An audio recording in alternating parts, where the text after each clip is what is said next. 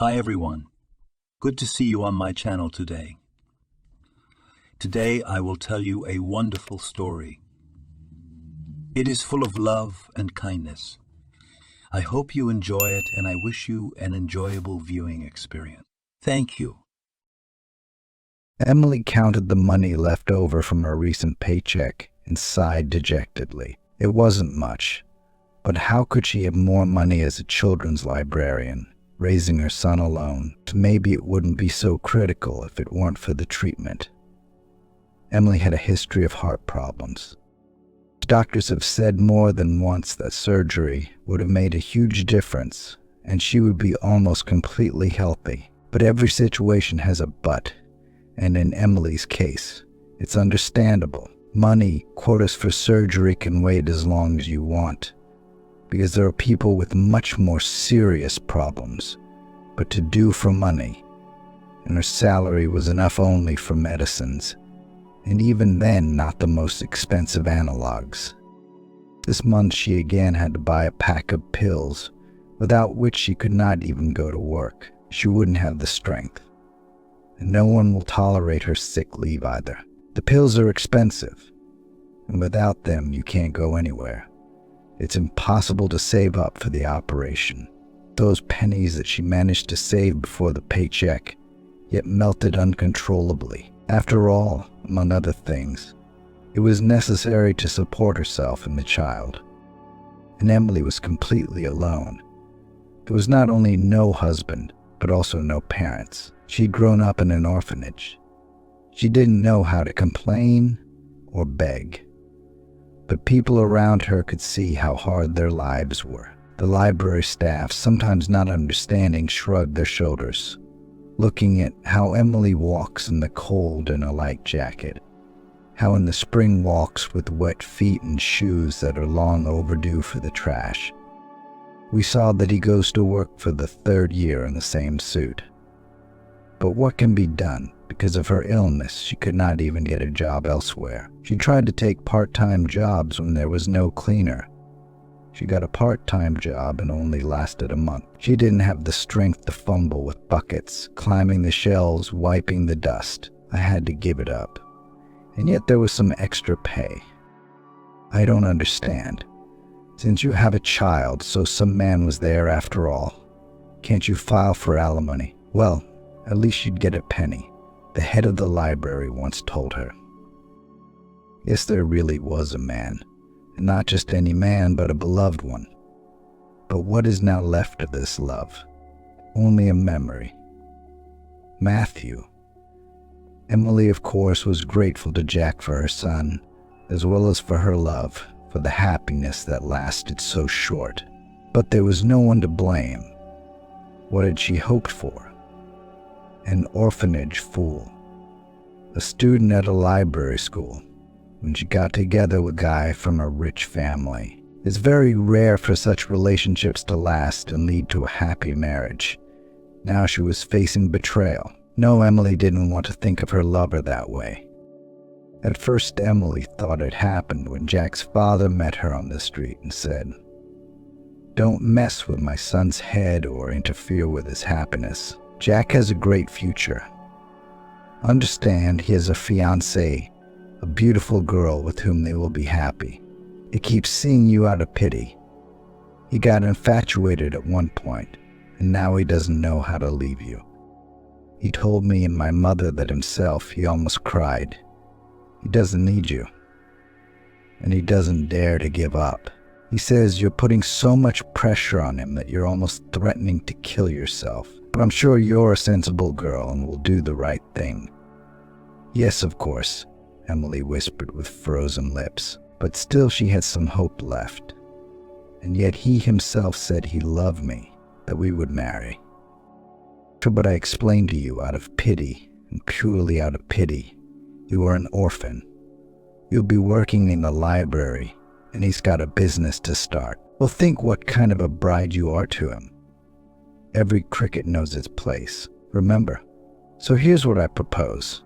I've taken a trip to a very nice vacation home. It's in the suburbs. You're just about to start your vacation. The nature there is wonderful. You're bound to meet someone. Well, someone much more suitable for you. And don't say anything to Jack. Just go away. When you come back, all will be forgotten. Thanks. I don't need it. The girl backed away from the voucher held out to her, but her lover's father insisted. No, you don't understand. If you don't go, you'll be dating again, whining, crying, and threatening. As a result, Jack will have no choice but to continue this relationship that is wearing him down. If you have any feelings for him, take the trip and go. It's fine if you don't care about Jack. At least think about yourself.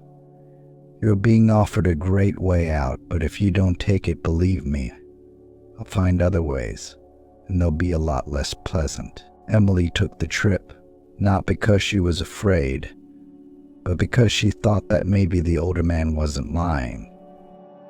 Indeed, it would be better for his son if Emily wasn't there. Maybe he really doesn't know how to break up with her anymore. But what if she could help him do that? And Emily went to this suburban vacation home, where of course did not meet anyone and just lay in her room with her face in the pillow. Even without looking at the beauty of the surrounding nature, sometimes I wanted to jump up, to run into town on foot and rush to Jack. Tell him she loved him. Explain that they were having a baby. Yes, it was already there at the vacation home, and that could really change the whole thing. No matter how Jack felt about her, a baby was a big deal. And they can't just go their separate ways. But doesn't that seem like a real imposition? So back in Chicago, Emily went to the doctor. Not for referral to a known surgery, but just to check in after a checkup. The doctor shook his head. Do you know you have heart problems? I wouldn't recommend you have children. It was only then that Emily learned of these very problems, having always thought she was perfectly healthy. She thought the doctor was trying to discourage her, knowing that she was unmarried. But she refused, saying she still wanted to have the baby because she loved him.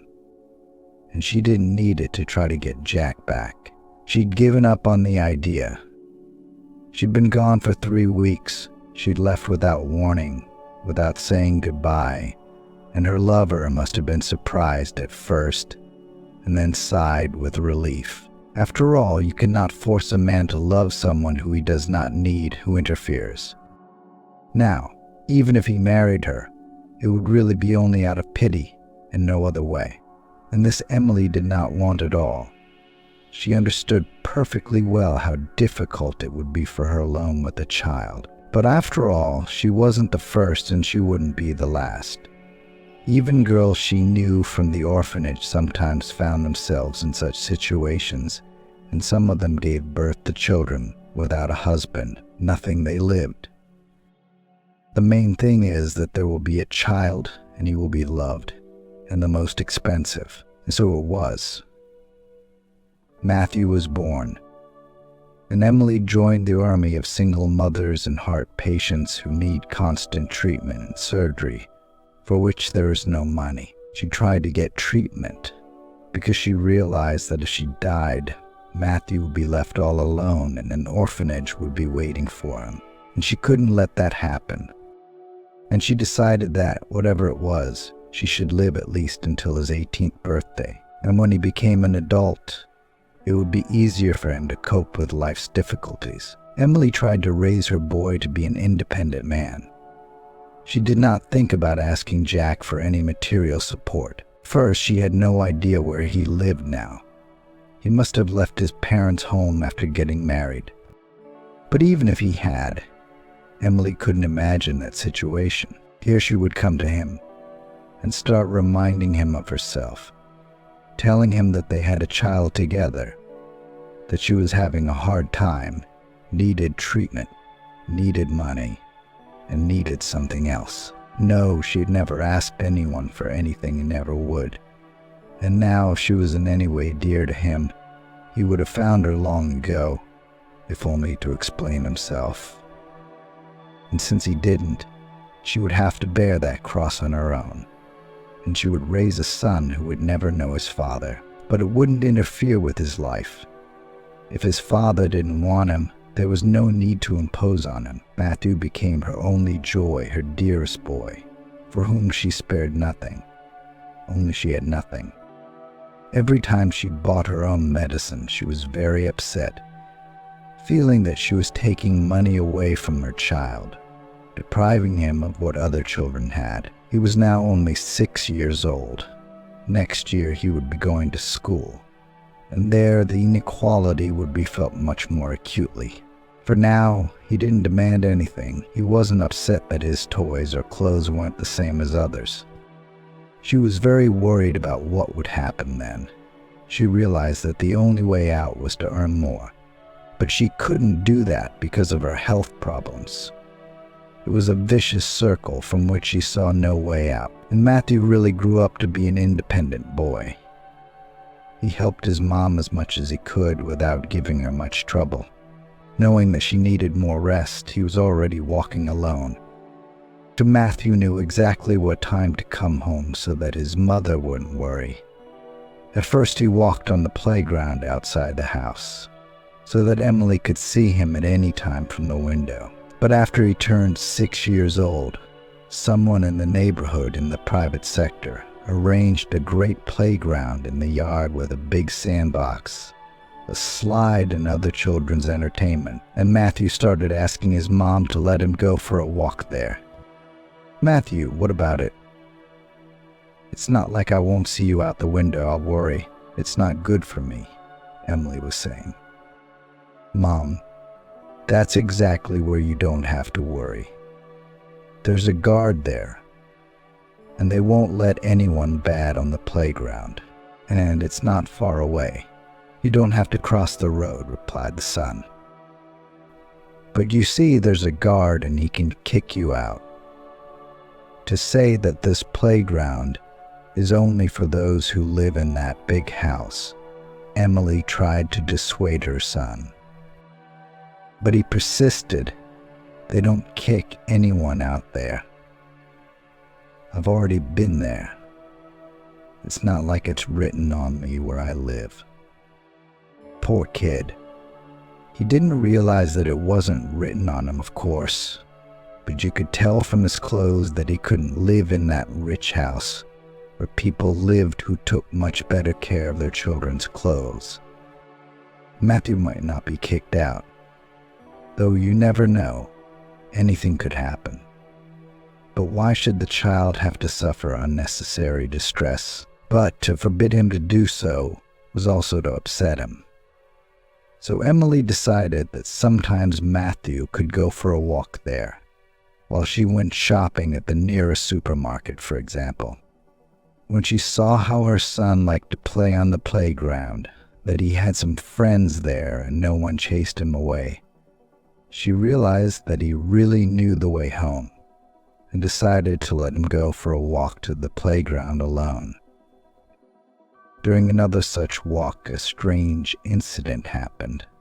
One day a non-local boy wandered into the playground, older than the kids, most of whom parents let walk alone, hoping for a protected neighborhood. And so this older boy started hurting another 6-year-old, trying to take something away from him. The little major didn't know how to fight, just waved him off and cried. And Matthew decided to stand up for him. He did a pretty good job of it. But it wasn't a serious fight, of course.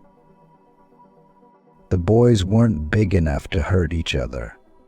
However, the intercession made an impression on the child of rich parents.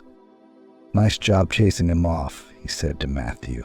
Wiping his nose, "Have you always been so brave, or is it something you have to learn?" "Seems like I always have been. But my mom also tells me to stick up for the weak. You need to be stronger." "How old are you?" 6. "Such. And then what if I try 9? "Well, so am I. 6. It's quite possible not to be afraid of any bullies. My name is Matthew. What's yours?" "I'm Kevin." My dad told me that later I'm going to go to some kind of club where they teach me to fight and stand up for myself. But I guess they teach me to stand up for others, too. But that's later, when I go to school. What house do you live in? That's how the boys became friends. Matthew began to go to the playground not just to play, but to his friend Kevin. At first, it was just a friendship between boys who were starting to feel big. They played together, sometimes talking about their own stuff. In short, nothing special. But one day, Kevin went out with an expensive cell phone. And he went out with it not to show it off, but to please his friend. "Here, Matthew, I decided to give you this," he said, holding it out to his friend, "because you don't have any. I mean, it's very convenient. We'll call each other. My number is entered here. Here you go." "Thank you, but it's very expensive." "My mom said they'll buy it for sure. But when I go to school, maybe I shouldn't. Will your parents fight?" "No, my dad bought himself a new one, and this one's just lying around. He always does that. He buys himself a new model and gives me the old one. And I still have a good old phone. Look, let me teach you how to play on it." "No, don't. Your dad will swear. It's a really expensive thing." Matthew was already aware of the fact that things had prices. Kevin was the one who was used to having a lot of things and didn't think about any money. But this time he disagreed with his friend. "Take it from you. My dad's kind. He's the one who never swears, it's Mom. But she's not real," Kevin said. "What do you mean she's not real?" Matthew wondered. "Well, it's like this. Does your mom love you? Of course, all moms love kids. It's the real ones who love. Yours is real then. But mine doesn't love me, doesn't talk to me, just shouts, 'Go away, and don't touch me.' I'm sick of her." Matthew was in a gimme of such a relationship with his mom. He did take the smartphone, but not so much out of greed or desire to possess such a toy. He just felt sorry for Kevin. He wouldn't trade his mom for any smartphone. He might not have expensive things, but he had a real mom. Emily, on the other hand, was horrified when she saw her son's expensive phone. She didn't think that Matthew had stooped to stealing, but his son was still young and didn't understand the value of such things. Maybe he'd just taken someone else's lost? "No, Mom, a friend gave it to me. He is good.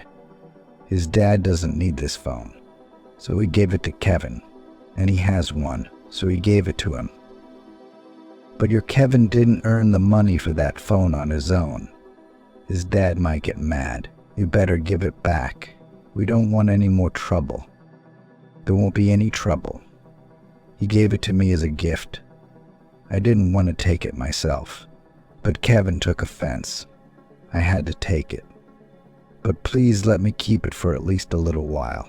Or can I play with it and then give it back?" Then Emily waved her hand. Her son's eyes shone with happiness at having such an expensive, interesting object. She really couldn't buy him something like that anytime soon. And she had enough of her own things to deal with some other people's things that one child had given to another. They couldn't run off and find Kevin right now. And the other day, Matthew would actually give it to her to play. But things didn't turn out quite the way Emily and Matthew thought they would. The phone belonged to Jack Pavlovic, a prominent businessman. The company he ran had been inherited from his father, who had died a few years ago, and he had successfully continued his business. Jack really spared nothing for his son, even though Kevin was not his own child, but an adopted one. It so happened that a successful man in business was unhappy in his personal life. He got married 5 years ago without much love.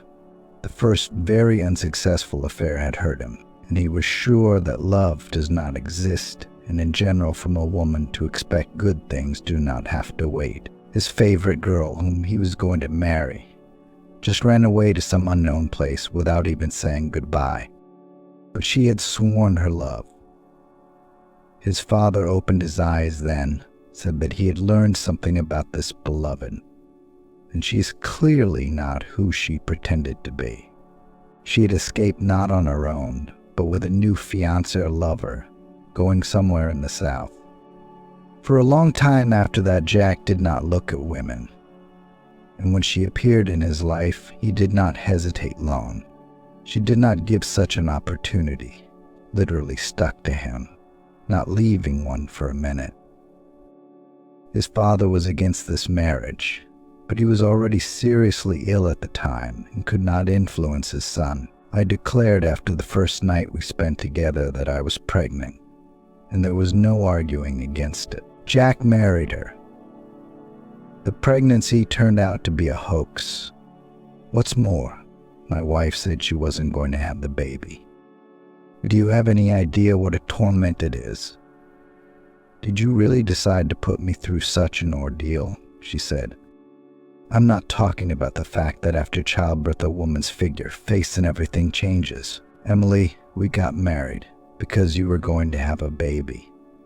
And now you're saying you didn't have a baby then, and you won't have a baby after. What's the point of our family then?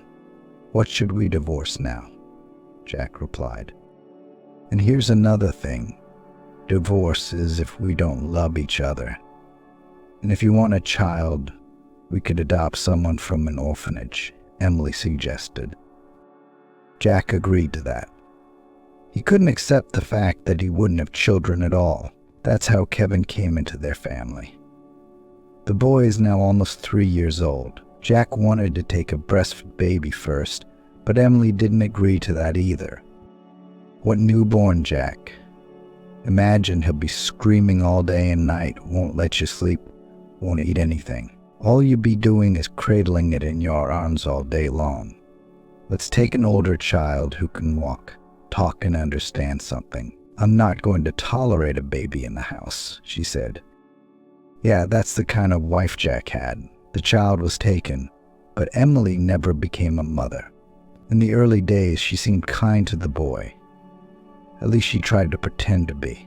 But then he started to get in her way, and more often she just pushed the baby away. Ben, sensing this aloofness, wasn't particularly drawn to Emily either. He rarely even called her mom.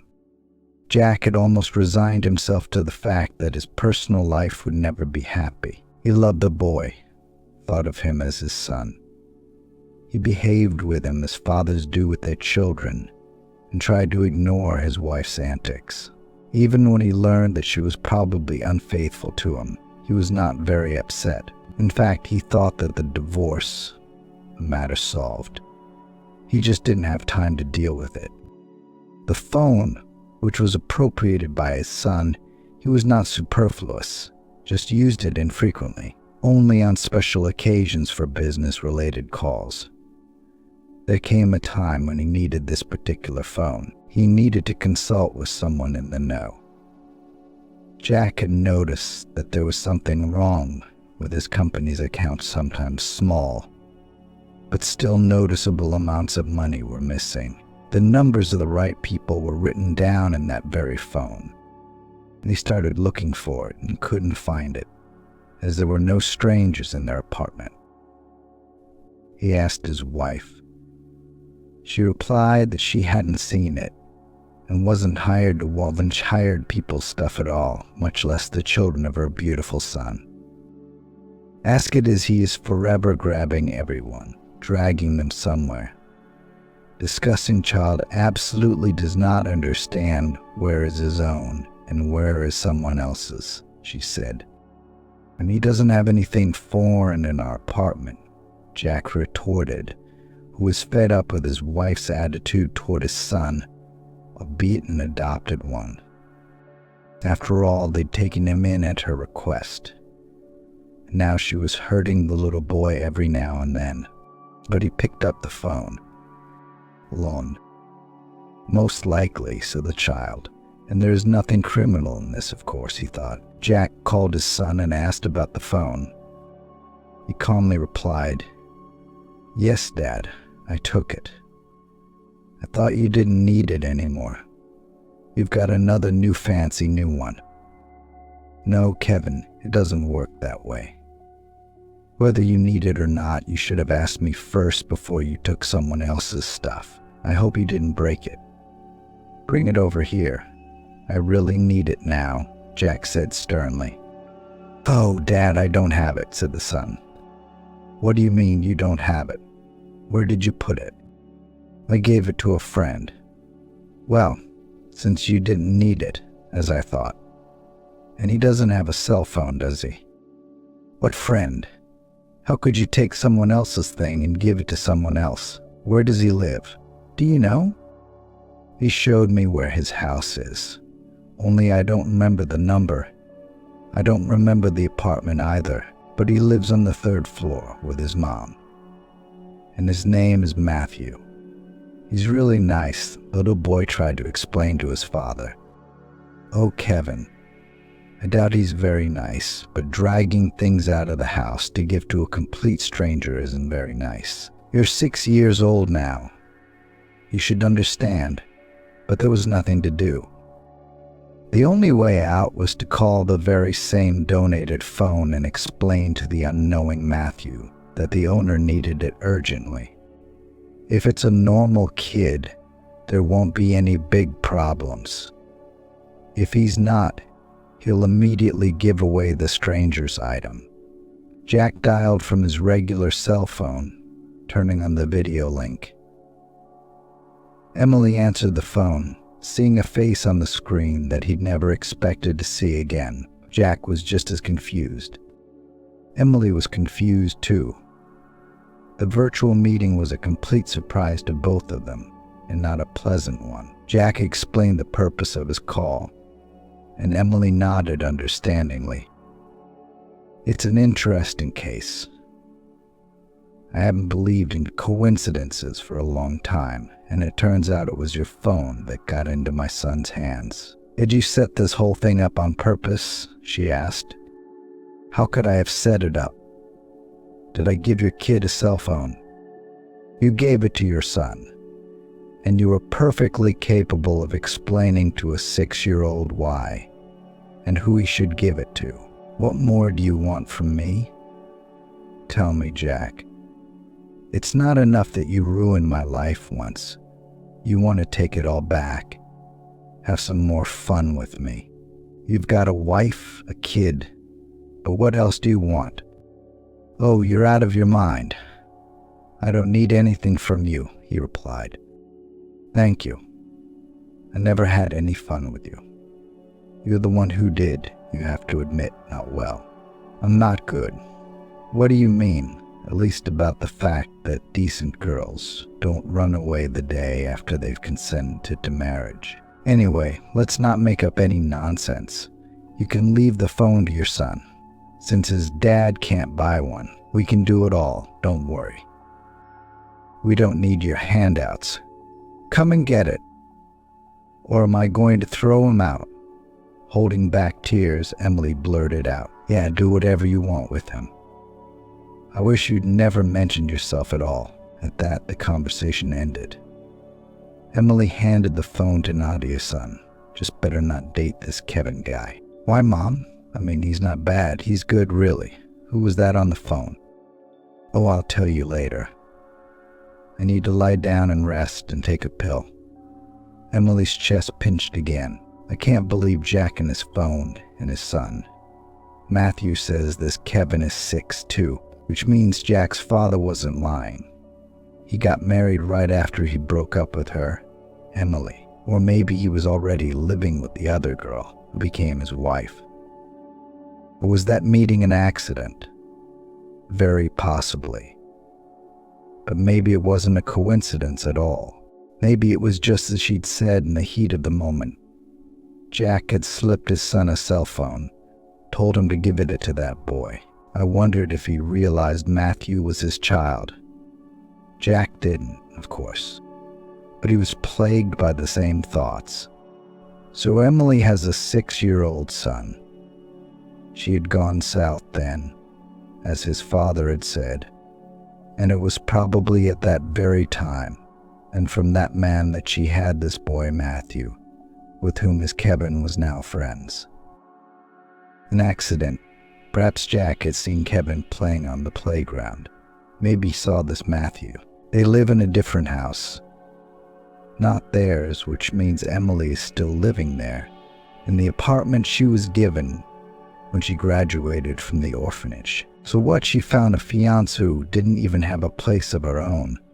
Or did this Matthew's father just not marry her? What difference does it make now? It's none of his business. And it's a good thing they'll never see each other again. Her heart was already boiling hot after that conversation. Nothing, it turned out, had been forgotten or ended after Emily's elopement. As luck would have it, the witness to that conversation was Jana, who was sitting in the next room. This alarmed her. She sensed that perhaps the conversation could threaten her well-being. She was well aware that her husband had no special feelings for her, but she had no suspicions about other women either. And thanks to this, she always thought that her position was quite solid. And suddenly, with whom was this scandal only over the phone? Who's the one who ran away from you on the eve of the wedding? And why don't I know anything about it? She pestered with questions. Because it's none of your business, Jack replied sharply. And anyway, don't eavesdrop on other people's conversations. Mind your own business. Call Steve on his cell phone. Yes, Jack was aware of even his rival's name, which came as a complete surprise to Emily. Who else is Steve blabbing something to? She shouted. You don't cheat at every turn and then you accuse me of it. Who did you call? Who did you give that phone to? Just get off my back. Why are you bothering me? I didn't call anyone and I didn't give anyone anything. Jack shoved his wife out of the room without any delicacy and closed the door tightly. This was something new. He had never acted so rudely before. I sensed that things were getting serious, so I decided to act. The first step was to find out who the call had been made to. Emily made a logical chain. The husband was looking for a cell phone that the son had apparently stolen, and not just stolen, but given or given away. So much for bad genes. And then the husband apparently called the boy. He ran into his mother and recognized her as his ex or current lover. Very interesting. It would be good to find out who this mom is. Her relationship with Kevin wasn't great, but this time she decided to still roll up to the boy to get more details from him. Sonny, come here, she called out to the boy affectionately. He trustingly approached, and she began to pry. Well, tell Mommy. What did you and Daddy talk about? Did you give his phone number to someone? Yeah, I gave it to a friend. I didn't know Daddy would need it. But he hardly swore, the man replied. Of course he did. What's wrong with that? Giving friends cell phones, everyone does that. And the boy is nice, you say. What's his name? Matthew. Does he come to the playground with his mom? No, she picks him up sometimes when she comes from the store, but otherwise he walks alone. We're big, aren't we? Of course we are.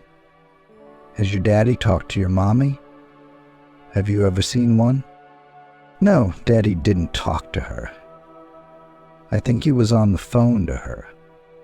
On his phone that he seemed to need. Kevin tried to explain. That's fine. Do you know where this Matthew guy lives? Emily rubbed the boy's arm. I don't. Why would you? The child clearly didn't like this conversation. He was used to not expecting good things from his mom. But since I'm asking, it means I need to. And I can see that you're lying to me. Surely you know where he lives. In our building. In which apartment? Well, tell me. You can't lie to your mother, she pestered more and more insistently. I'm not lying, really, I don't know. It's not as if I've never been to his place. But he doesn't live in our house. He lives in some other house. Show me, it's not far. And since he goes to our playground, it's not far, 2 houses down from ours. You can even see him from the playground. A gray building, 5 stories high. And they live on the 3rd floor. But I don't know anything else. Kevin tried to deny it. What a silly boy, Olivia said irritably, realizing that Mia couldn't get more out of the child. She'd had enough of that for now, though. She gave Kevin a familiar spanking. Go on, go to your room, do whatever you want, and leave me alone. Now she knew where the woman her husband had been talking to lived. Knew what floor. Of course she wasn't going to go around to all the 3rd floor apartments. But asking the locals would accomplish more than that. She had obviously gone to that very house to find out where the right people lived. As it turned out, it really wasn't that hard. From the grandmother sitting on the bench, she found out where a lonely woman and her young son Matthew lived. Without hesitation, she went up to the right floor and rang the doorbell with determination. The door was opened by Emily herself, who was waiting for the doctor who had been summoned after her conversation with Jack. She was glad that help had come so quickly. Her heart ached after that unexpected call. And then suddenly a stranger came in and laid out her grievances from the doorstep. What are you doing? Such an asshole. Why are you clinging to other people's husbands? With her hands at her sides, Mia began to scandalize. What husbands? What are you talking about? Emily didn't understand. She didn't care at all about arguing and fighting. She was feeling very ill at ease. To husbands like this. To my Jack, why did you call him? What did you 2 agree on there? You remember, Gray Mouse. He doesn't need you at all. So this is my husband-in-law. He's married to me and loves only me. He doesn't even want to know you. Who needs you, you abandoned single mom? We have a son. We've been together a long time. We don't want to know you. I don't want to know anyone, and I don't cling to anyone. Go away, please. He's the one who called. I'm sorry I can't talk to you. I'm not well and I'm waiting for a doctor, Emily said hopefully. Only you risk not waiting for anyone anymore if you keep acting like this. You're wrong if you think I'm going to give up my husband to you easily, Mia said. I don't need your husband, Emily replied. And Mia apparently realized that the woman was not pretending. Her face had gone completely pale. Emily could barely stand on her feet. A boy came out of the room and said firmly, "Don't scold my mom. Here's that uncle's phone number. You don't need it. Take it and leave." Mia took the smartphone, looked closely at the boy, and saw a distinct resemblance to her husband. Fine, cheer on, but don't let me hear another word about you. Not about you or your mommy. And don't come anywhere near me again. Just then, a doctor who knew Olivia and her problems well came to the door. He saw that the woman was not feeling well, and without getting into the essence of her conversation with the strangers, took Emily into the room. Mia, not quite satisfied with the scene, went home. Entering her husband's room, she tossed him the phone. "Here, take it. I talked to your mistress, and she promised that she will not go near you again. Oh, and she probably can't right now. The ambulance is taking her away and probably already ahead of her feet." "What?" Jack shouted out. "What have you done?" A wild thought occurred to him. Olivia had done something terrible to Emily. Some women are capable of things that would never occur to him. He imagined acid in his face. God, poor Emily. Has something irreparable really happened to her? He jumped out of the apartment and rushed toward the house where his beloved lived, and he didn't have to ask anyone for her address. There was an ambulance outside one of the entrances. The paramedics were carrying Emily, who was unconscious, out on a stretcher. Following them was a crying Matthew, who didn't know what to do now. And he was all alone without his mom. Jack went to get the ambulance, taking the boy with him and comforting him along the way. "Don't cry. Is your name Matthew?" "That's fine. Now we'll ask the doctors what's up with your mom, and then we'll go home." "How am I supposed to be home alone now? We have no one, no relatives." "Will my mom be discharged soon?" Matthew cried. "We'll find out everything now. While Mom's in the hospital, you'll stay at my place with Kevin. I'm his dad. You'll be like brothers. You guys are friends, right?" "Yeah, we are." "I gave your phone to the aunt who yelled my mom," Matthew said. At the hospital, Jack learned about Emily's illness and what he could do to help her. "The situation is serious. We need to do some testing to figure out how to fix it," was all the hospital told him. He and Matthew drove home. When Olivia saw that her husband didn't come alone, she recognized the boy and immediately screamed, "What's that?" "It's not what, it's who. It's Matthew. He's staying with us while Emily is in the hospital. I think she got there after talking to you," replied the husband. "But you decided to round up all the foundlings. Why on earth would he come to us? I don't understand. What are you doing with his mother? Maybe you're having an affair. That doesn't mean anything. Send him to an orphanage, or better yet, both of them. I'm sick of this." Kevin was just coming out of the room. "While my dad was away, I'd snapped at him every now and then, and I'd even given him a painful slap. But when he saw that Daddy had arrived with Matthew, and he was going to live with them, he forgot all about his worries. And Olivia's worries only grew. She wanted to get rid of her rival. But it turned out the other way around. Now that rival's son would be living with them.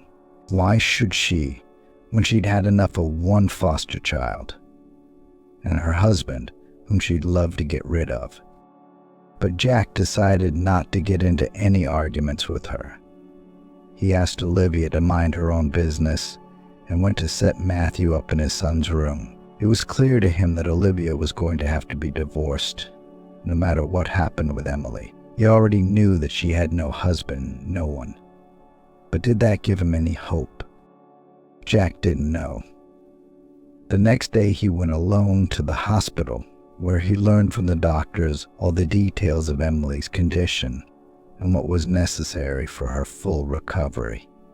Realizing that he could not remain indifferent to the fate of his beloved, Jack decided to pay for the operation and informed Matthew about it when he arrived home. "Well, friend, looks like you're going to have to stay with us a little longer than expected, but at least your mom will be perfectly healthy when she's discharged, and she won't have to be on medication all the time." The boy was happy, although he missed his mom very much and wanted her to be discharged as soon as possible. I, on the other hand, wanted both foster kids out of her house as soon as possible. "You know, Olivia, you're going to have to get out. I've made the decision to divorce you. There's nothing tying us together. After all, you have some loved one in there, and I don't think our divorce will be a big blow to you." Olivia, on the other hand, thought the opposite. And Emily's surgery had been quite successful, but it took a long time to recover, and Matthew continued to live with Jack. Everything was fine until both boys suddenly felt sick. It wasn't just a cold, but some kind of infection that was dangerous for adults too. Again, the ambulance had to be called, and the doctors, to find out what was wrong with the children and whether they had managed to infect the adults, took tests from all of them. But it turned out there was nothing dangerous. Jack and Olivia were not infected. The boys would recover soon, as the doctor informed the worried father. "I take it one of the boys is not your son?" the doctor asked. Yes. One of them is the son of an acquaintance. Wait a minute, though. The other one isn't a native either. My son is adopted. That's odd. According to the tests, you and one of the boys have very similar blood. By the way, he looks like you, too.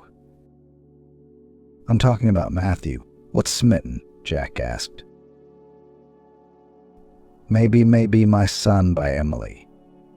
But I'm not confirming that. That would require DNA testing. But you know, it looks like it is, smiled the doctor. Jack was dumbfounded. What was it coming out to be? His father had tricked him. Emily hadn't gone off with some lover. She'd just gone somewhere without telling him about the pregnancy before or after. But why? Why was his son living without knowing his father? To be sure of this definitively, he took tests for a DNA test and soon got an unequivocal answer. Matthew was his son. That changed everything. In fact, it changed their lives too. He decided not to tell his wife about his discovery, but she found the results herself and realized she had to act quickly. The only way was to eliminate Emily. The fact that they would have both boys left in their house was not that important after all. All that mattered was that she didn't end up on the street. Her lover couldn't provide for her. She found out where Matthew's mother was hospitalized and went there.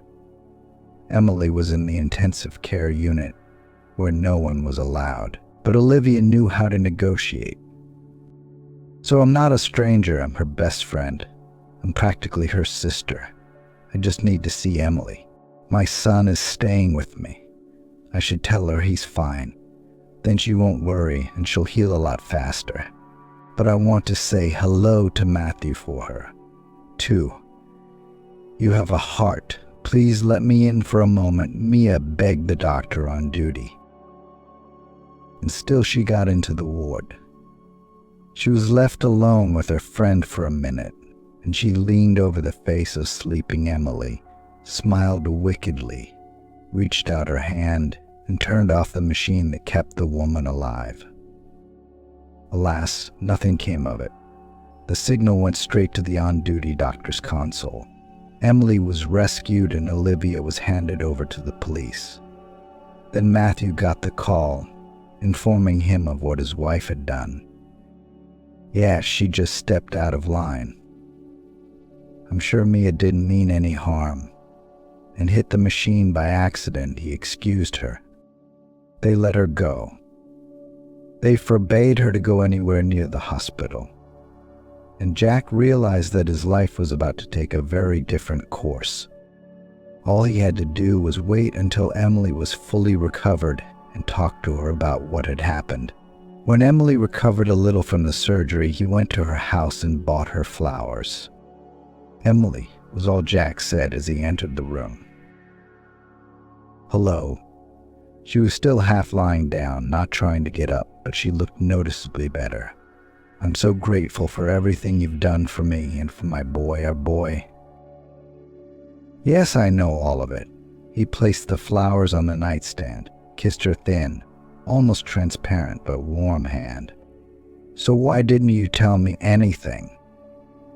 How did you live these years without me? And why didn't I know I was raising such a wonderful, independent son? But you found out anyway, Emily smiled through her tears, and I was sure I would. At first, Emily was deeply hurt. Thought he didn't know. That's just the way he should be. Then she realized how stupid it was. But it was all over now. Okay, I hope you don't want to take him away from me, she said. Well, I do, although he and I have become very good friends. And you know, I'd like him to live with me, and so would you, the man admitted. And as what would I live at your place? A housekeeper? She frowned. Clearly, your spouse doesn't like to trouble herself. How is she, by the way? She's been let go. I was told she wanted to kill me. They let her go, and I let her go. We're getting a divorce. I realize that offering you my hand and heart right now is foolish. I don't think you'll ever forgive me, but maybe I can earn your affection, whether I do or not. I offer you to live near me. I'll buy you an apartment in our building so you and Matthew will always be close by, so I can take care of you, help you. Will you accept?" Emily smiled confusedly, then turned her back to the wall to hide the newly protruding tears. "Wait a minute, Jack. You're making up your mind pretty fast. I don't have time for this right now, honestly, but I'll definitely think about it. For now, I'm sorry. I'm really tired." Emily hurried to say goodbye to Jack, not because she wasn't feeling well. She wasn't feeling bad. She just needed to think about everything that had happened in her life lately. She'd never stopped loving Jack, living alone, often dreaming of how they'd meet, how he'd realize what he'd lost by abandoning her. But would she forgive him? In her dreams, this meeting always happened in different ways. Sometimes they were together. Sometimes she proudly turned and walked away. But now they meet, and he offers her a life together. He seems to understand and wants to be with her and her son, and that's what she wants. Can't she just say yes? Forgive everything and start a new life, because it's not going to be the same. Matthew has a father. Now they don't have to hide from each other, and if they meet, father and son, there will be questions about why they don't live together. Yes, it's hard for her to just say yes. But why?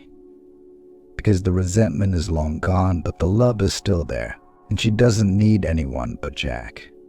He had a lot to think about, too. Olivia was over, that's for sure. But what would it take to make it start with Emily? He was already envisioning his new family, almost perfect. Him and his lovely wife, 2 kids. No doubt Kevin would stay with them. Olivia wouldn't even think about fighting for her son, but Emily would. If she agreed to be his wife, she would accept his son, even if he wasn't her own. There was no doubt about that.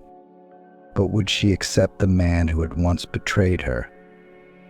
It was painful to remember it, but soon personal problems receded into the background, had to solve other, no less complex issues. Realizing that the divorce cannot be avoided, Olivia decided to act. After all, Jack's parents, having learned that their son decided to get married, insisted on the conclusion of the marriage contract which themselves compiled. The groom at that moment was so carried away by his beloved that he did not pay much attention to it. She too apparently was overconfident. Quite soon after the marriage, Jack himself realized how wise his father had been. But worse than that, Olivia had realized it, and only now, when it turned out that her husband was serious about getting a divorce, and there wasn't much she was entitled to under the terms of the contract. Especially if the divorce was her fault, and it was undeniably her fault. Jack found out about the affair. She'd been caught trying to kill him, and she hadn't given him any children. Yes, there was Kevin, but Olivia wasn't going to keep the baby, not even for child support. She never got to love the boy, and he was a real burden. It was a real burden to be a divorcee with a trailer. No, it wasn't for her or Steve. She wasn't sure she'd be needed by her lover anymore, not as a rich man's wife, but as a single, poor woman. No matter how one looked at it, the child was a burden. Although her selfish mind immediately found a way out, she had only to rejoice in her ability to make the right acquaintances and rub in the trust. She, thanks to this, sometimes arranged from the accounts of her husband's company leakage of funds, small, not causing much loss. Oh, and now she regretted that she was so modest. Yes, in addition, there was an arrest. She spent all her income on clothes and jewelry. And Steve, of course. What's she going to be left with after the divorce? A pile of rags? A handful of knickknacks, that's all. And the big question was, would Steve be willing to do business with her? Olivia had no illusions about her lover's feelings. But what? She'd gotten away with one criminal case. She'd give up the other. And she managed to make the money disappear from all her husband's accounts. And Olivia vanished with her lover. They didn't wait for the police to take an interest in them. They left the country satisfied and happy that they were able to take revenge on the tyrant husband for the fact that he kept his poor wife practically in captivity for so long. Yes, that's how they interpreted Olivia's previous life to justify what they had done. After finding out he was left with nothing, Jack wasn't particularly worried. He was happy. He and Emily did explain themselves and realized that their separation had been a tragic mistake. They decided that they would still be together. After all, they already had 2 sons, and explained Jack and Emily without much trouble, because they both wanted to be together. They wanted to have a real complete family, and they still loved each other, so why hide it? And there was no point in bringing up old grudges. They'd been through too much since the breakup. The children took the change quite positively. When Matthew heard that he would have a father and a brother, he said that he'd always thought of Kevin as a brother and Uncle Jack as a father. Perhaps it was more difficult for Kevin in that regard. The boy already knew how difficult it was to establish a relationship with his mom. But having met Emily, he realized women can not only scold. The attitude of the new mom allowed the boy's heart to thaw. Jack, introducing Emily, told him to call her mom. Kevin did so simply because he was used to obeying his father, and there was no feeling in it at first. But not a month later, he asked, "Emily, are you going to be my real mom?" "Well, yes, I'll try," Emily replied and kissed the boy on the cheek. "Well, you always will be?" "I'm only too glad," Kevin said. And so the family became truly complete and close-knit. Jack and Emily were officially married. They even had a wedding, though not particularly fancy, but very heartfelt. Jack, having become bankrupt, sold his firm, not chasing the price, paid the rest of the salaries to the employees and felt even relieved. Still, the burden of responsibility was too heavy. He was well aware that he could hardly get back what he had lost. And if that was the case, then there was no need to be upset. He was not going to sit idle anyway, and soon he got a job in another company on an ordinary position. Yes, he, a former successful businessman, was taken for the simplest job. Rumors about the bankruptcy of the company significantly undermined his reputation. But Jack was not discouraged, hoping for his knowledge and experience, and they did not fail. Soon he began to rise in the ranks. Not even a year later, when he reached the top manager and the financial condition of the family was fully restored. All the more so because no one thought about excesses, as well as about his past. A new life had begun. And what was the use of reminiscing about the past? A year after the wedding, Emily told her husband and children the happy news. Soon their family will be added to one more little man. Jack, of course, rejoiced, but also worried. He was well aware of Emily's health problems. "Look, Emily, won't this be bad for you? After all, you've had 2 serious heart problems. But they're solved. Don't get me wrong, I've already seen all the right doctors. They say there shouldn't be any problems. I'm sure everything will be fine, and our boys could use a little sister. Even if there is another brother, that's not bad at all. Don't you agree?" "I agree. I'm sure it wouldn't hurt either. I'm just worried about you." "Well, that's completely unnecessary. Don't worry and everything will be fine then," Emily smiled. The pregnancy went smoothly, and at the due date, Mia gave birth to a beautiful rich boy. Both mother and child were healthy, and the father and brothers were happy. In the daily happy cares, everyone did not care about the past. But one day it did come to mind. Jack went to Chicago to buy fruit for the children. Near the market, he noticed a slumped, poorly dressed woman collecting alms. He would never have recognized this beggar as Olivia, but at some point Mia looked up, fixed the scarf over her eyes, and he recognized his ex-wife. Olivia didn't recognize him. She didn't look at passers-by, but looked mostly only at her box, into which some particularly pitiful people threw change, and who threw it she was not interested. She only wondered whether she would have enough money for another round of liquor. Would she manage to forget herself tonight? And there was a lot to forget. But not her past happy life with her husband, or the way she had robbed him when she ran away. She regarded those as insignificant episodes. Other pictures kept running through her mind, namely how she had run away with her beloved to a warm land, how they were happily spending time at the overseas resort, and how one terrible day it turned out that Steve successfully divides his attention between Olivia and many other beauties, and she was left with less and less. At the time, the money was still in her hands. So she announced to Steve that she wanted to return to her homeland. Great. They'll put you in jail there right away. Her lover tried to stop her. What do you care? Going to jail. Then I'll sit there. Nobody's going to hurt you. We'll see. Then how are the girls going to throw themselves at you when you're naked as a falcon? Steve tried to object, argue, persuade, and even threaten her. And then apparently he made another decision. And then one day he disappeared, just like she did from Jack. Took her to the cleaners. What was a poor woman to do in a foreign country, not knowing the language? Mia couldn't even go to the police. And what could she tell them?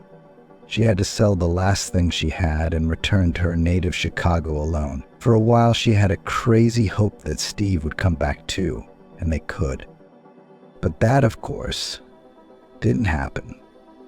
Settled in Chicago without money, without housing, without relatives and friends, she realized that her situation is hopeless, and she was already dreaming of being detained and sent to prison. This was at least a way out. But it turned out that no one was looking for her and was not going to judge her. No one wanted her or cared about her. And then there was some time when she wandered around with different men, often marginalized, and as a result she was left with only one way out, to sit near the market, collecting pennies for another dose of alcohol. Jack, of course, didn't know the ins and outs of her life after the escape, but he wasn't interested in them. It was a shame, but not as much. After all, she'd gotten what she deserved. He didn't go up to her to ask her anything, or talk about anything. He just bought a bag of groceries, put it next to her, and left. At home, he decided not to say anything about the encounter. There was no need for his family to know about this woman. He himself would have loved to know nothing.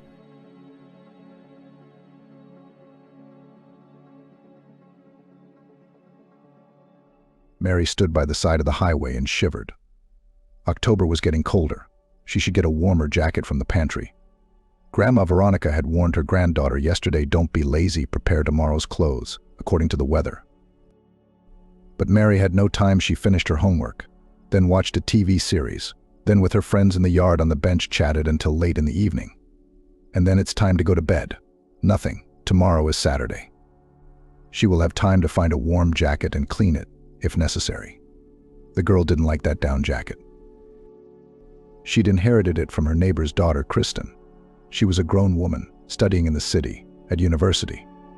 And the jacket Kristen had worn when she was Mary's age was in good condition, of course, but not fashionable at all. But there was no choice here. Grandma Veronica didn't have that much money to buy her granddaughter fancy new clothes every season. Mary understood this very well. That's why she was never capricious, unlike most of her classmates.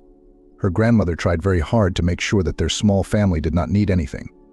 And Mary also tried because she was not a little girl 12 years old, after all. And now, after school, Mary was selling dairy products on the road leading to the city. There was a private farm in the village called Sullivan's. They had goats and cows. They had a whole farmyard full of animals. They took most of their produce to the city, to the market, but there was always a surplus cottage cheese, milk, sour cream. That's what Mary sold after school for Uncle Sullivan. He even built a special counter and a cart himself.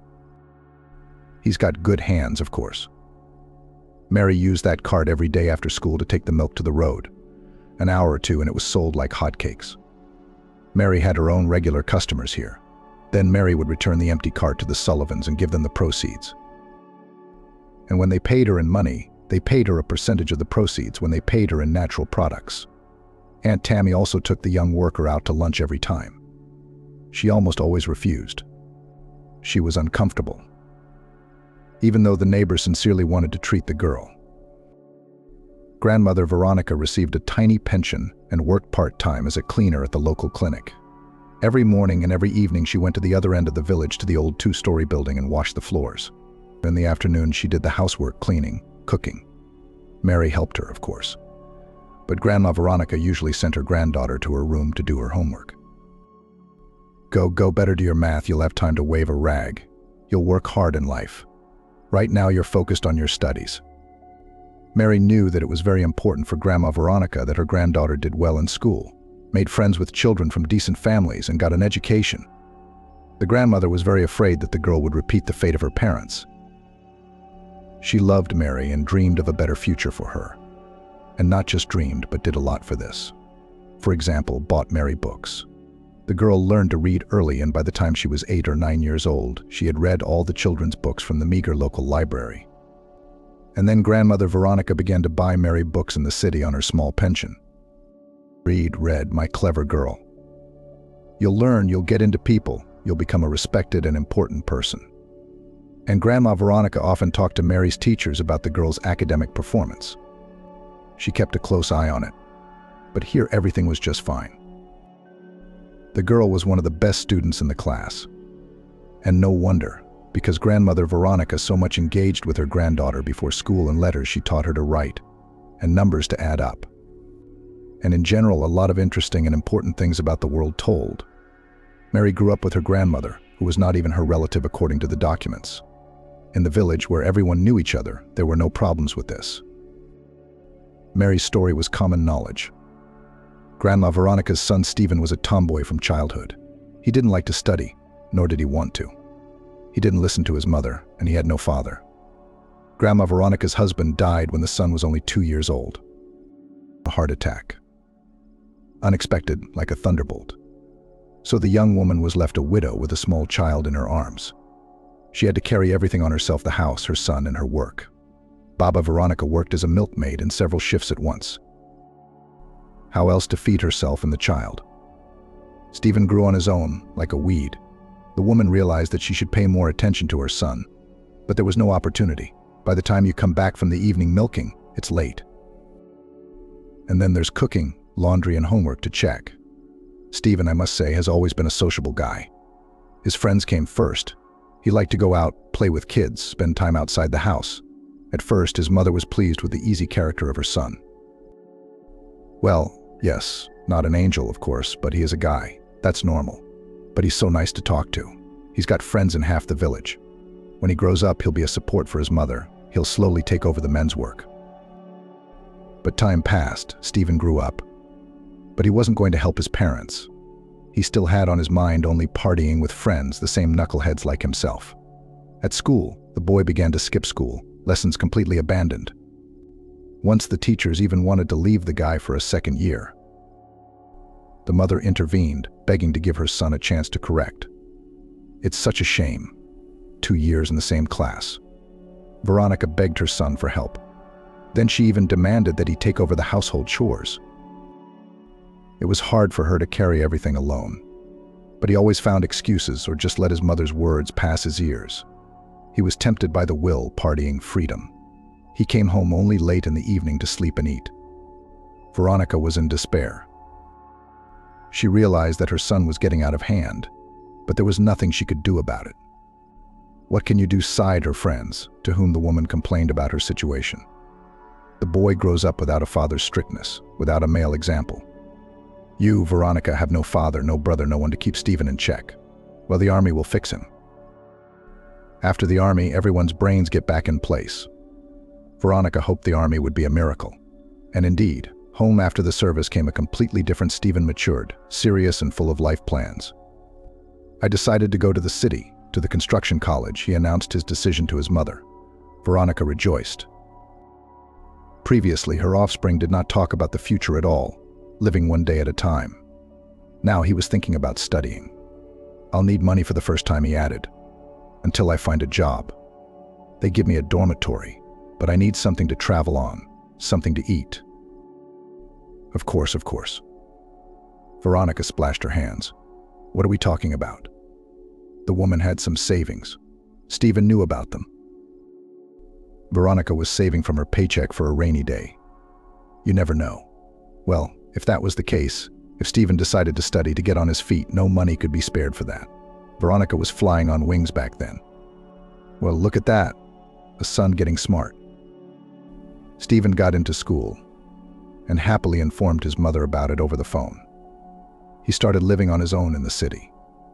Every month he faithfully showed up for money and told his parents how well he was doing now. His studies were going well, and he liked it, and the guys were good. Sometimes, however, he asked for a bigger sum. He needed to buy textbooks or repair something in the dormitory. Veronica gave everything, not regretting anything. Then she saved money, sat on bread and water for weeks before the paycheck, just so that her son would be well. After a while, Veronica began to notice that after Stephen's arrival, things disappeared from the house. Her only gold earrings, almost new electric kettle, grandmother's ring. Veronica at first blamed it on the neighbors, then thought that she herself put these items somewhere and forgot about them. But then everything fell into place. Veronica began to hear rumors. The child of one of the neighbors entered her son's construction technical school, and it turned out right away that Stephen didn't go there. "You go check everything yourself," advised Veronica this neighbor. "Maybe your son was expelled, but expelled for truancy or failing grades. And he keeps telling you fairy tales." What? A student. So Veronica went. At first she thought she'd give up, because the story she'd painted seemed too unrealistic. Stephen couldn't lie to her, looking her straight in the eye. But doubts crept into the woman's head. So she went. At the dean's office, the truth came out. Turns out Stephen wasn't expelled. It turns out he never even went to this technical school. I mean, he'd been lying to his mom from the beginning. That's probably when the woman realized that all her efforts were for nothing. Her son would never turn out to be a good man. Stephen's a liar, a lazy man. Of course, he's the one who made things disappear from the house. He needs the money. Veronica cried all night that night. Resentment, bitterness, disappointment, it all came down on her like a heavy burden. How many plans, how many hopes were connected with her son? And now what? Was it all for nothing? And hard work, and sleepless nights, and excitement, and anxiety for the child? Or maybe it was her own fault for what had happened to Stephen? Of course she did. After all, in an attempt to earn a penny, Veronica did not pay attention to her son at all, did not check his homework, did not inquire about what was happening in his life. Tiredness, endless fatigue, and lack of time, and no one around who could help with the upbringing of the boy. That's the result. And yet Veronica then managed to convince herself that everything could still be fine. She decided to have a serious conversation with Stephen. The woman determined for herself a line of behavior. She will not blame her son, will not call him a liar. Veronica would simply talk to him seriously and thoroughly. For the first time in a while, it wasn't an easy conversation. Stephen arrived, as usual, to pick up another load of money. He had a carefree smile on his face, but now Veronica saw what his son's eyes were like, insincere, prickly in some way. There was dislike or contempt in them. "I know everything, son," Veronica looked at her son. "About the technical school. Are you in trouble? Tell it like it is." At first, Stephen tried to deny it, but Veronica explained that she had already gone to the dean's office and found out everything. All right, Stephen bowed his head. Yes, Mom, you're right. I'm in trouble. It turned out that Stephen was not going to enter the technical school. He realized that he couldn't afford to study, and of course he would fail the entrance exams. He hadn't studied well at school, and miracles don't happen. He wanted to get a job in the city, where you can find sources of income even without education. So he found one, got mixed up with a bad crowd. Guys were burglarizing dacha plots. They took appliances, furniture, clothes, dishes, anything they could sell, and then sell it at the flea market. When Veronica heard about it, she clutched her heart. Son, how could it be like this? Did I teach you that? It just happened. Stephen lowered his head below his shoulders. He looked so lost, so remorseful that Veronica felt very sorry for him. Money was needed. There were no other ways to earn it. And so, Stephen said he wanted to leave the gang, wanted to return to an honest life, but they wouldn't let him go. It's these people, Mom, they're threatening me, demanding a ransom for me to leave, a payoff. Otherwise, I'm finished. Why don't we go to the police? Veronica suggested. What she heard gave her the chills. How could it be? Stephen had always been a lazy bum, a slacker. But to do something like this. What police? Have you forgotten? I'm just like them? I'll go straight to jail. I don't want to. So what now? There's no way out. Why not? There is. I have to give them the money, like a ransom for me, and then they'll let me go. How much? And Stephen said a sum that made Veronica's eyes water. You see, Mom? It's almost impossible to get out. And I'm so eager to start a new life. Fate has already taught me a lesson. I'm different now. I want to live an honest life. I'll think about what I can do. Veronica nodded. And she thought for a long time, carefully weighed all the pros and cons. She went through different options. The woman was not given a loan for such an amount. Salary is small, age is already pre-retirement. So she had to sell the house, because Veronica had nothing else. Mom, how did you do it? Rejoiced Stephen, who showed up at his mother's house the following week. Veronica told him everything as it happened. Where will you live now? The boy got excited. I'm already renting a room at Emily's. She's moving to Hope with her son anyway. And I don't think anyone's going to buy it. You know the state of that house. So I rented it from her for next to nothing. I can afford it. Thank you. Stephen exhaled. I'll never forget that. I'll buy you a new house. I'll buy you a new house. And not in this neck of the woods, but in the city. We're going to have a life. Stephen disappeared with the money. Veronica realized that it was unlikely that her son's promise would come true, but she had no regrets. She didn't want anything. Only if her son got rid of his bad company and started a new life. That would be her greatest reward. Emily's house, where Veronica now lived, was a tiny wooden hut. One room, a small kitchen, outdoor facilities, creaky floors, shaky roof. But the stove was functioning properly. That's a big deal. Gradually, Veronica settled down in the house, made it cozy, hung new curtains, laid fresh tablecloths, threw out unnecessary junk. With the landlady's permission, of course. Stephen came rarely. Veronica didn't expect Stephen to pay her back. Most of the time he came to borrow money from his mother for living expenses. He seemed to be doing well in the city. He said he worked at a construction site, rented an apartment, and worked from morning till night. The salary was good, but sometimes it was delayed. In those cases, he'd come to his mother's house to scrape together some money. Stephen's life was clearly not easy. He looked thin, pale, eyes dark, troubled. They keep going back and forth. Did the mother believe what her son said about working in the city? Yes and no. He'd been deceived many times before. But on the other hand, Veronica really wanted it to be as Stephen said. It gave her peace of mind. Veronica herself continued to work, but she couldn't pull several shifts as before. Health was failing her. The labor of a milkmaid is not easy. She had enough to live on, and that was all right. Of course, it was worrying that old age was coming, and Veronica had no corner of her own. What if Emily's kids decided to sell the house? What then? Where would she go? Veronica couldn't afford to rent a decent place.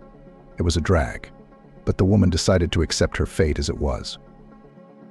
She couldn't change anything.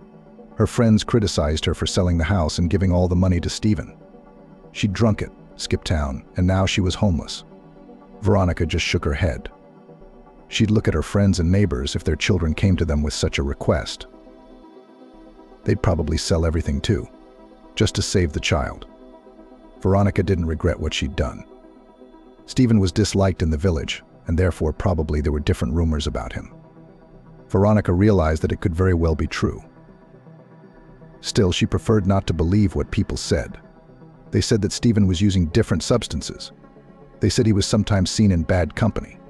Veronica realized that Stephen now appeared very rarely.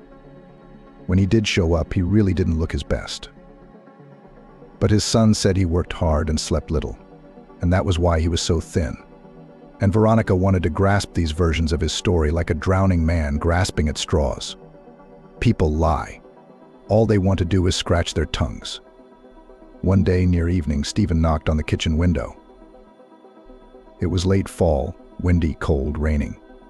As usual, the son showed up unannounced. But this time the boy wasn't alone. He was holding the hand of a woman thin, with a short haircut, a predatory look and a smirk on her lips. There was something repulsive about her.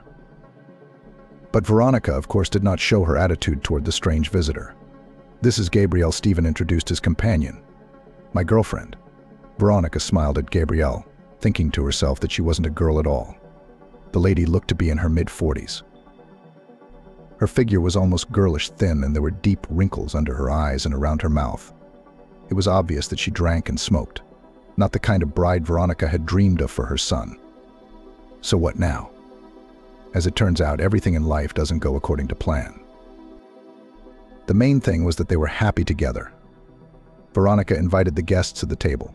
She had a pie cooking in the oven. The woman was going to invite her friends to tea. But since it's like this, "We're going to live here now with you," Stephen announced. Veronica almost choked on her pie. Well, that's news. It turned out that the couple had rented an apartment in the city. But Stephen had lost his job, and Gabrielle didn't work at all. She was laid off a long time ago, and now they don't hire her anywhere, because soon the woman will go on maternity leave. Who would want a woman like that?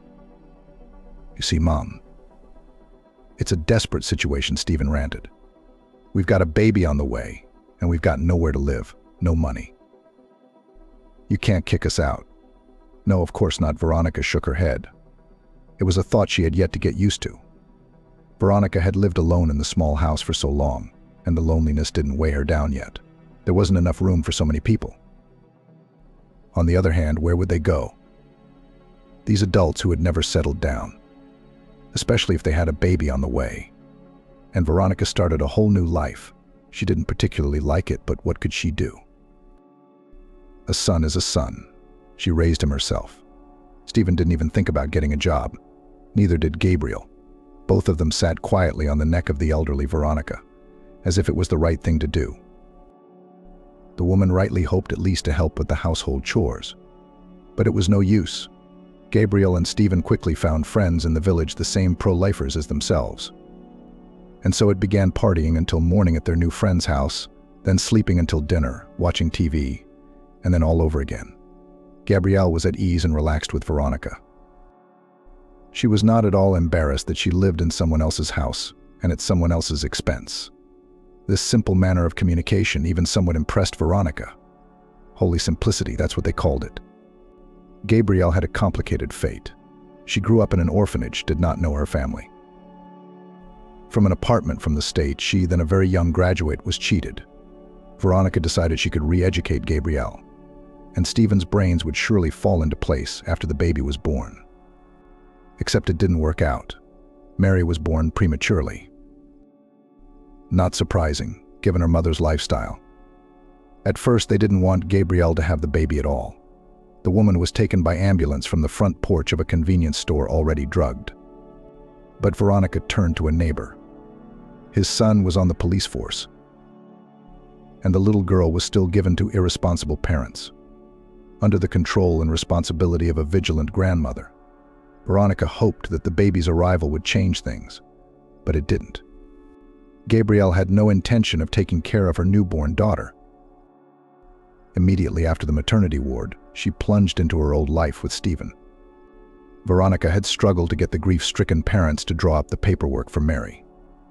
She completely took care of the child, but something responsible grandmother to do still could not for the registration of documents, attachment to the polyclinic. To solve many other issues needed the official representatives of the girl, that is, the parents.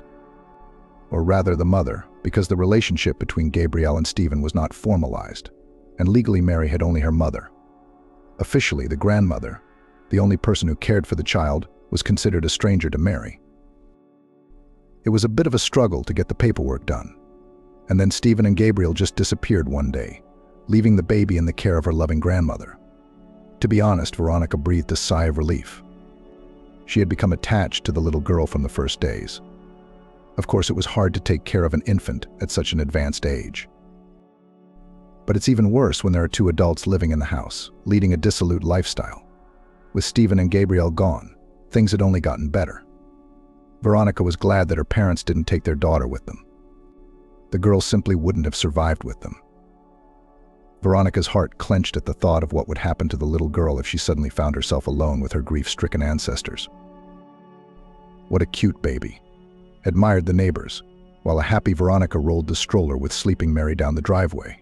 When Stephen was a baby, the woman had no time to take care of him. Now that she was a grandmother, she was going through this phase all over again. Only now she had a little girl, charming, fragile, touching, with incredibly long eyelashes and soft curls. Yes, a miracle, agreed Veronica. With those closest to her, she shared her fears. I'm afraid Gabrielle will take it away. And yet, why would she need it? Her friends wondered. This is not the kind of person to suddenly arouse love for a child. She doesn't need a girl. And the allowance? Do you get an allowance for your granddaughter yourself? No, Gabrielle gets it all on her card. Well, then calm down, she has money, no worries. Veronica knew the neighbors were right. She even tried to do everything according to the law, appealed to the guardianship authorities. But the niece of one of Veronica's fellow villagers worked in the guardianship. She explained the situation to the woman in a friendly manner. You see, the girl will not be given to her parents, of course, but they will not return her to you either. They'll send her to an orphanage. And why? Veronica gasped. I'm her grandmother according to the documents. You're a stranger to her. And in general, you have no conditions for a child.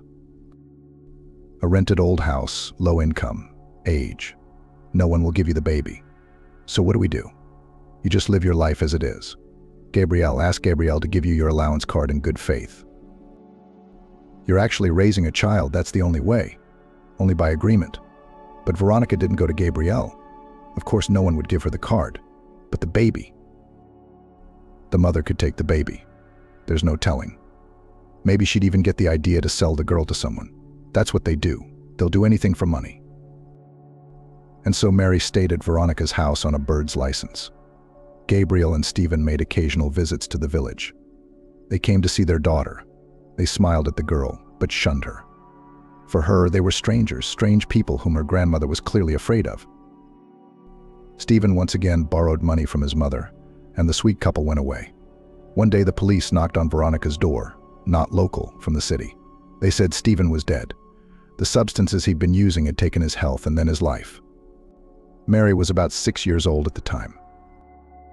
Only the need to care for her granddaughter kept Veronica from drowning in black grief. Yes, Stephen's lifestyle was wrong and very dangerous, but his mother sincerely believed that sooner or later he would take up his mind, become different for the sake of his daughter. Veronica saw that Mary Gabrielle wasn't interested at all. Well, that's good. It was better for the little girl to stay with her grandmother than to live with such a mother or in an orphanage. Life went on as usual. Veronica retired and began to work part-time as a cleaner. She practiced a lot with her granddaughter, trying not to make the same mistakes she had made with her son. Mary grew up quite different, not like Stephen, attentive, affectionate, hardworking. She tried to help her grandmother in everything, which especially touched Veronica's heart. No one had taken such care of her for a long time. Mary studied well, obeyed her grandmother in everything.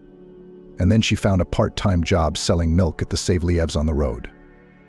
At first, Veronica was worried who knows who drives there on the road frightened the girl or worse. But then she calmed down. Mary was a smart and clever girl, mature beyond her years. She had a good sense of people and knew how to behave with strangers, and the money the girl earned was not at all superfluous. Mary knew her story. Veronica had told her granddaughter about it 4 years ago. The girl naturally asked questions about her parents. Veronica did not consider it necessary to invent beautiful fairy tales. All the same, someone from the village sooner or later will open her eyes to the truth. There was no hiding the truth. It was better to tell Mary about Stephen and Gabrielle herself, choosing her words carefully so as not to traumatize the child. The granddaughter was not particularly upset, because the girl did not know these people before. So what did she have to worry about? True, Mary would certainly be interested to know more about Gabrielle, for her mother was still alive. Mary knew that Gabrielle was somewhere in town. Sometimes they even heard from mutual acquaintances Gabrielle had a new boyfriend, or she was in the hospital again. Veronica prayed to God that Gabrielle would live to see Mary come of age. After all, if something happened to her, the guardianship authorities would then be obliged to find her daughter and place the child in an orphanage. In the meantime, so far, so good. Mary never told Baba Vera about it, so as not to upset her. But she often thought about her mother and father. She fantasized about how her fate would have been if they'd been ordinary people. And now, too, a beautiful car was speeding down the highway. Mary could see a family in it, a middle-aged man at the wheel, a woman next to him, probably his wife, and a girl about her age in the back. All three were laughing and talking almost simultaneously. They were probably discussing something pleasant. Mary smiled as she escorted the car with a glance. Happy.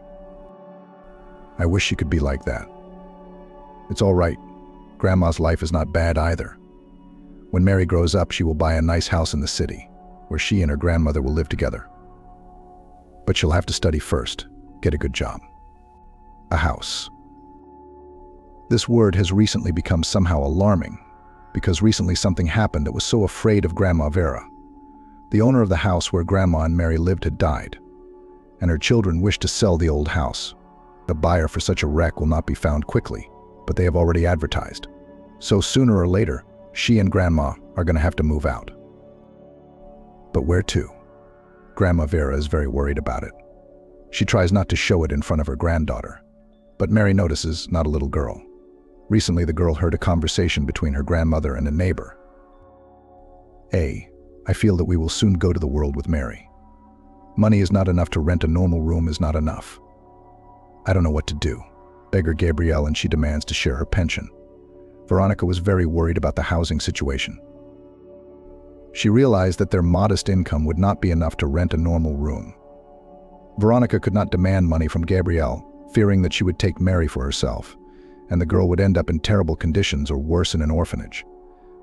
Mary saw how hard it was for her grandmother, and her heart shrank with pity for the only native person. But how could the girl help in such a situation? Probably the only possible support from her not to create unnecessary problems and earn a little at least for bread and milk. Mary had sold off almost all her goods. There was only 1.5-liter bottle of milk and a jar of sour cream left. Just a little more and we could go back. That was good, because Mary was already freezing in the fresh October wind in her light raincoat. In spite of the cold, Mary sincerely admired the scenery. Behind her was a wide field crossed by a dusty country road. The grass had already withered a little. But not so long ago the steppe was blooming with bright multicolored flowers. But even now it is beautiful here. And on the other side of the highway stretches a forest. The bushes and trees are beautiful now. If Mary knew how to draw, she would have put this beauty on paper. What colors: gold, purple, bright yellow leaves. All mixed together. The eye is delighted.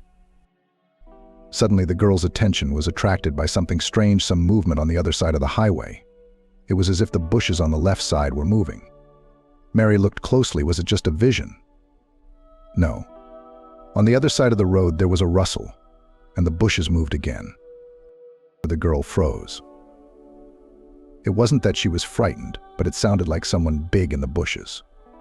Mary cautiously approached the old woman. She was clearly distraught and mumbled something inaudible to her son.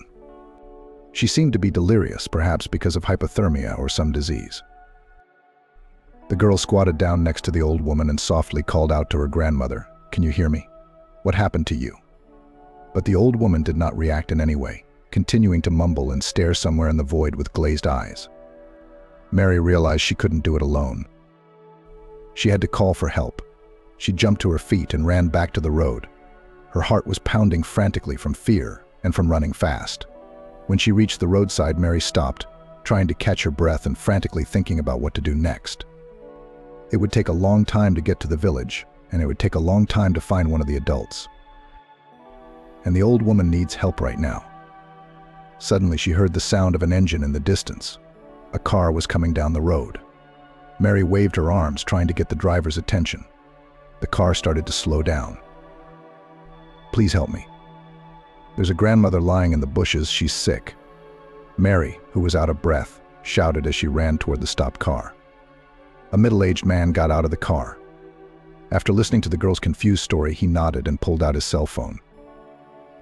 "Okay, I see. Now I'll call an ambulance. And you run to your grandmother. See that it doesn't get worse. I'll be right there." Mary exhaled a sigh of relief, thanked the man, and ran back to the old lady.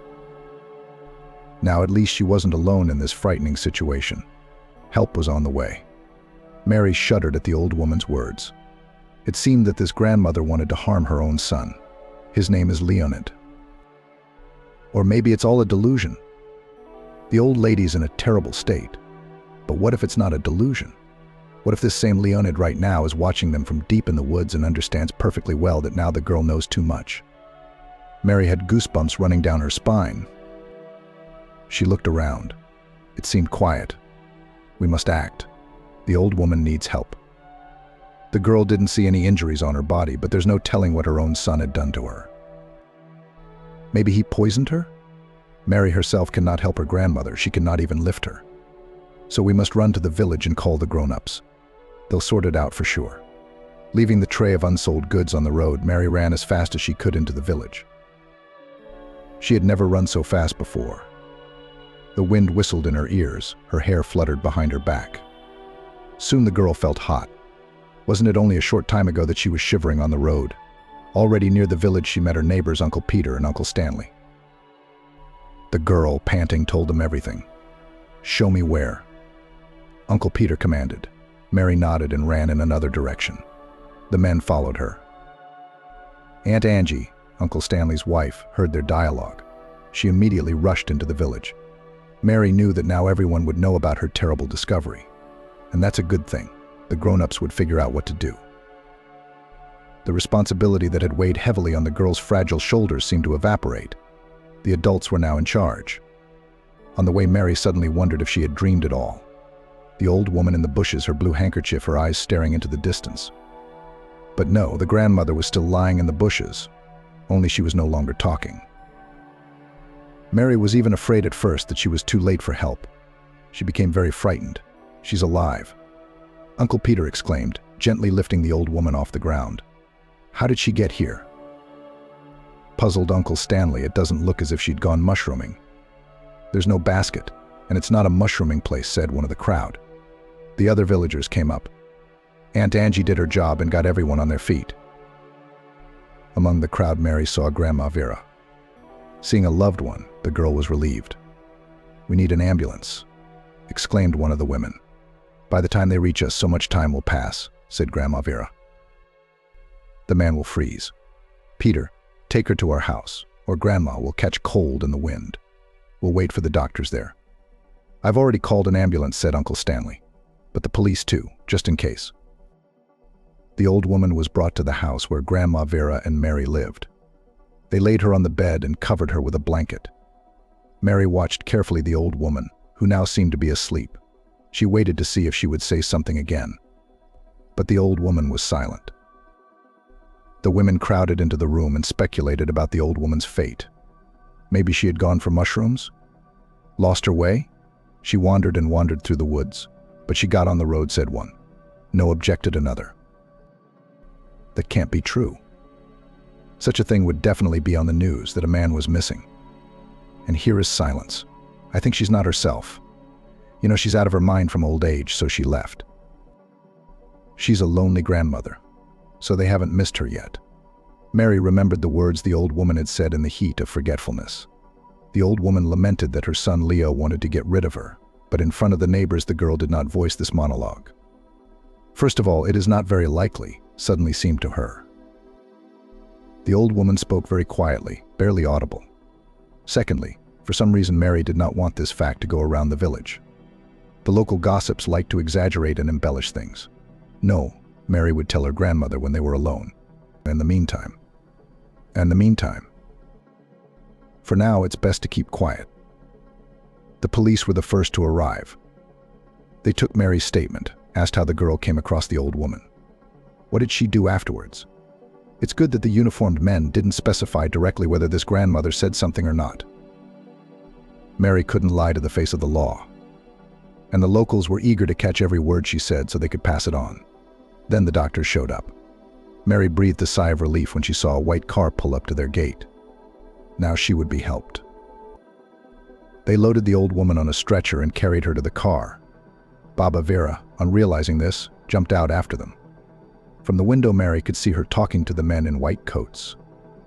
"They're taking her to Springfield," Vera explained when she returned to the house. "We should visit her afterward." You don't know what it's like if a person has no one. How does it feel when no one visits you in the hospital? When everyone had gone, Mary told Baba Vera what she'd heard from the old woman. "Why didn't you tell the police?" Grandmother aghast. "I don't know," she shrugged her shoulders. "I thought, if the old woman didn't want it, or was she just having some kind of a delusion?" "That's right, too," agreed Grandma Vera. "You're a good girl, you're growing up. You're not a gossip, you don't talk for nothing. You think 100 times, then you speak." Mary smiled at her grandmother. "Is she going to be all right?" "I don't know. I've been trying to ask the doctors, but they've been getting away with it. Let's hope so. We did the best we could."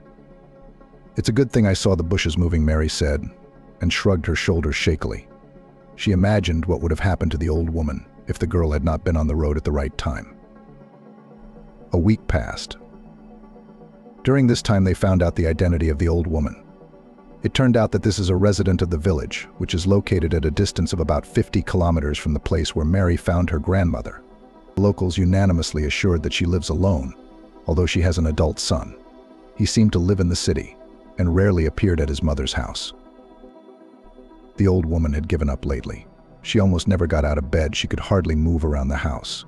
And now suddenly she was in the woods and so far from her home. Mary watched with curiosity as Grandma Vera was going somewhere. "Where are you going, Grandma?" asked the girl. "The hospital called me. I gave my phone number to the Felger and asked him to let me know when it would be possible to visit the old woman." "And what? She came to her senses?" Mary exclaimed with joy. All this time she had been very worried about that grandmother. She felt sorry for her. "She came to her senses a long time ago, but the visit was allowed only now," smiled Grandma Vera. "I'll go and visit her. I baked her some pies. The neighbors say that she is a lonely grandmother. It will probably be pleasant to her, such attention." "I'm coming with you," Mary said with confidence. "I want to talk to her too. Is that convenient?" Grandma Vera was confused. "I don't know if it's necessary. After all, I'm the one who found her." "All right, what's the matter now? Get ready then. The bus will be here in 15 minutes. Mary thought it would be just like the movie she liked to watch. She and her grandmother would go up to the whitewashed room where the rescued old woman would be lying on a bed, all wrapped in wires. But no. The strict receptionist from the waiting room told the visitors to wait for the patient downstairs on a leather couch. There were already a lot of people here, patients in gowns, pajamas, and slippers, and their relatives and friends who came to check on their own. Soon the old woman appeared. Mary was the first to see her and recognized her immediately. Her grandmother looked much better now, still thin, but her face was no longer that frightening dead pallor, and her light green eyes looked quite conscious and very friendly. "How do you do?" said Baba Vera, waving her hand. Now she too noticed the old woman. The patient smiled and moved towards the visitors. It was only then that Mary realized that the grandmother didn't know who had come to see her. They had seen her that October day, but she wasn't in the right state to remember their faces. "Hello," smiled the old woman, coming closer. A kind, warm smile, good calm. "So it was you who saved me then?" "My granddaughter, Mary," answered Grandma Vera. "Thank you, girl. I don't know what would have happened to me if it hadn't been for your attentiveness. Of course I do. But I don't want to think about it, no matter what." Then they all got to know each other. Turns out the old lady's name is Poppy Parson. She lives in the next village, quite a long way from where Mary found her. "How on earth did you get here?" wondered Grandma Vera. She looked very young compared to Poppy Parson. There must have been 10 or 12 years difference between them. "It's a sad story," sighed Poppy Parson. "I've been ill, I've been sick. I got weak. I thought it was the end of me. But I don't know. It was like my mind went blank. Something came over me. I gathered up my last strength and went wherever I was going, without any purpose. It was like someone was calling me from the woods. Temporary insanity. So I must have reached you somehow, and then I collapsed from exhaustion. And Mary found me." Baba Vera shook her head sadly. For some reason, Mary did not believe this part of Poppy Parson's story. It seemed to her that the old woman was hiding something from them. Otherwise, the new acquaintance was quite sincere and pleasant to talk to. Mary could see that she and Vera had found a common language. A couple of minutes later, the women were already discussing a variety of topics: health, news, weather. And they couldn't get enough of talking, like old friends. They also had a common misfortune: their wayward sons. Poppy Parson's son was outwardly a prosperous man. He studied, married, settled in the city. But his mother's life hadn't interested him since. He became like a complete stranger to the one who had raised him and put him on his feet. Baba Vera was so moved by this story that she even cried. Poppy Parson couldn't hold back her tears either. She could see that the situation with her son was causing her real heartache. Mary looked at the grandmothers talking to each other and thought about whether or not to ask Poppy Parson about what she had mumbled while lying in the bushes. It was awkward to touch the subject. And Grandma Vera, as if she had forgotten what her granddaughter had told her. She didn't ask anything either. Or maybe she really forgot, didn't care. "Oh, poor Poppy," sighed Grandma Vera on the way back. "She raised her son alone, just like me, stretched, tried, did so much for him, and he left her alone, and he lives happily in the city. He's got a wife there, a family. He's forgotten his mother. He doesn't care that she's sick. She's been lying around the house for so long, barely able to walk. Neighbors ran to the store for her, but not her son. What a fate. I guess we're a bit like Poppy, me and her. Why didn't you ask her? I told you about what she was mumbling in the bushes. About Leo's son. Like he was the one who was trying to ruin her. And anyway," sighed Grandma Vera, looking at her granddaughter. "She seems to be a smart girl, but sometimes she just blabs. Do you think she would be pleased to hear that? Especially since Poppy told her how she got into the woods. Her son had nothing to do with it. And the fact that it's him. I think that's what she really thought in her delirium. And there's some truth to what she said. Of course, Leo almost ruined his mother with his indifference, betrayal, oblivion. Good, at least the doctors pulled her out, cured her. As they say, there is no good without good. If Poppy had not been in the hospital, so slowly and would have died at home, alone. And now she's been treated for her heart condition. And now she'll live another 100 years on the new pills." Mary shook her head. Still, something in this story bothered her very much. Baba Vera and Mary visited Poppy a few more times. The old ladies had become very friendly. It was good that things had worked out that way. One day, said Poppy, "It was worth being lost in the woods to meet good people like you." "We'll be friends now," smiled Grandma Vera. "We won't get away from each other now." And such a light atmosphere arose around the three of them. Such a trusting atmosphere, that Mary finally made up her mind. "Baba Poppy," said the girl. As it happened, that was what she had begun to call Poppy. "Can I ask you something?" Baba Vera looked at her granddaughter warningly, but she decided that she would go through with it. "Of course you can," dear Poppy smiled at her. "There in the bushes, when I found you, for some reason you said that your son Leo, that he decided to send you to the other world. I thought he'd done something to you and left you in the woods. What a restless little brat," exclaimed Grandma Vera angrily. Forgive her, her tongue is boneless, and her imagination is irrepressible, always thinking of something. But she's right. Poppy shook her head. Her eyes suddenly became so sad that Mary immediately regretted having asked her question. She had to know the truth, though. After all, if Leo was really guilty of something, then Poppy was still in danger, and Mary cared about her fate. The girl was worried about her and her grandmother's new acquaintance. What do you mean? She's right. Grandma Vera didn't understand. What are you talking about? It's true, friend, Poppy decided. I'll tell you my story. I'm ashamed, of course, to confess such things. In my delirium, I told the truth. Leo, my only son, really wanted to send me to the afterlife. It's a hard thing to realize. I didn't fully believe it, but everything says it's true. It's unfortunate. Poppy raised her son alone. In that, she was a lot like Grandma Vera. But the reasons why the women's sons were left fatherless were different. Baba Vera's husband died of a heart attack. But with Poppy's husband, Andrew, it was a different story. Young Poppy met her future husband by chance at the harvest. They sent them then in the village help young people from the city. Among them, and Andrew was cheerful, humorous, the soul of the company. He amused the whole brigade with his jokes. He didn't work too fast himself. It's understandable, a city dweller not used to the land. But he cheered everyone up. Andrew was everyone's favorite at first. He was funny, a good-natured joker. And a good-looking one, too. Bright blue eyes, hair the color of ripe wheat. A wide, open smile. Poppy was being courted by a former classmate of hers, Jerry. He was a nice guy, quiet and thorough. And she seemed to like him in every way. You couldn't go wrong with a guy like that. With such a family, life will be nourished and measured, right? But against Andrew's background, Jerry suddenly seemed to Poppy somehow small, simple. With the arrival of a cheerful city boy in the village, Poppy's eyes were fixed only on him. And not just her eyes. To the great annoyance of young Poppy, there were girls around Andrew, both local and visiting, making eyes at him, trying to talk to the handsome guy. He didn't say no to anyone. He tried to pay attention to everyone.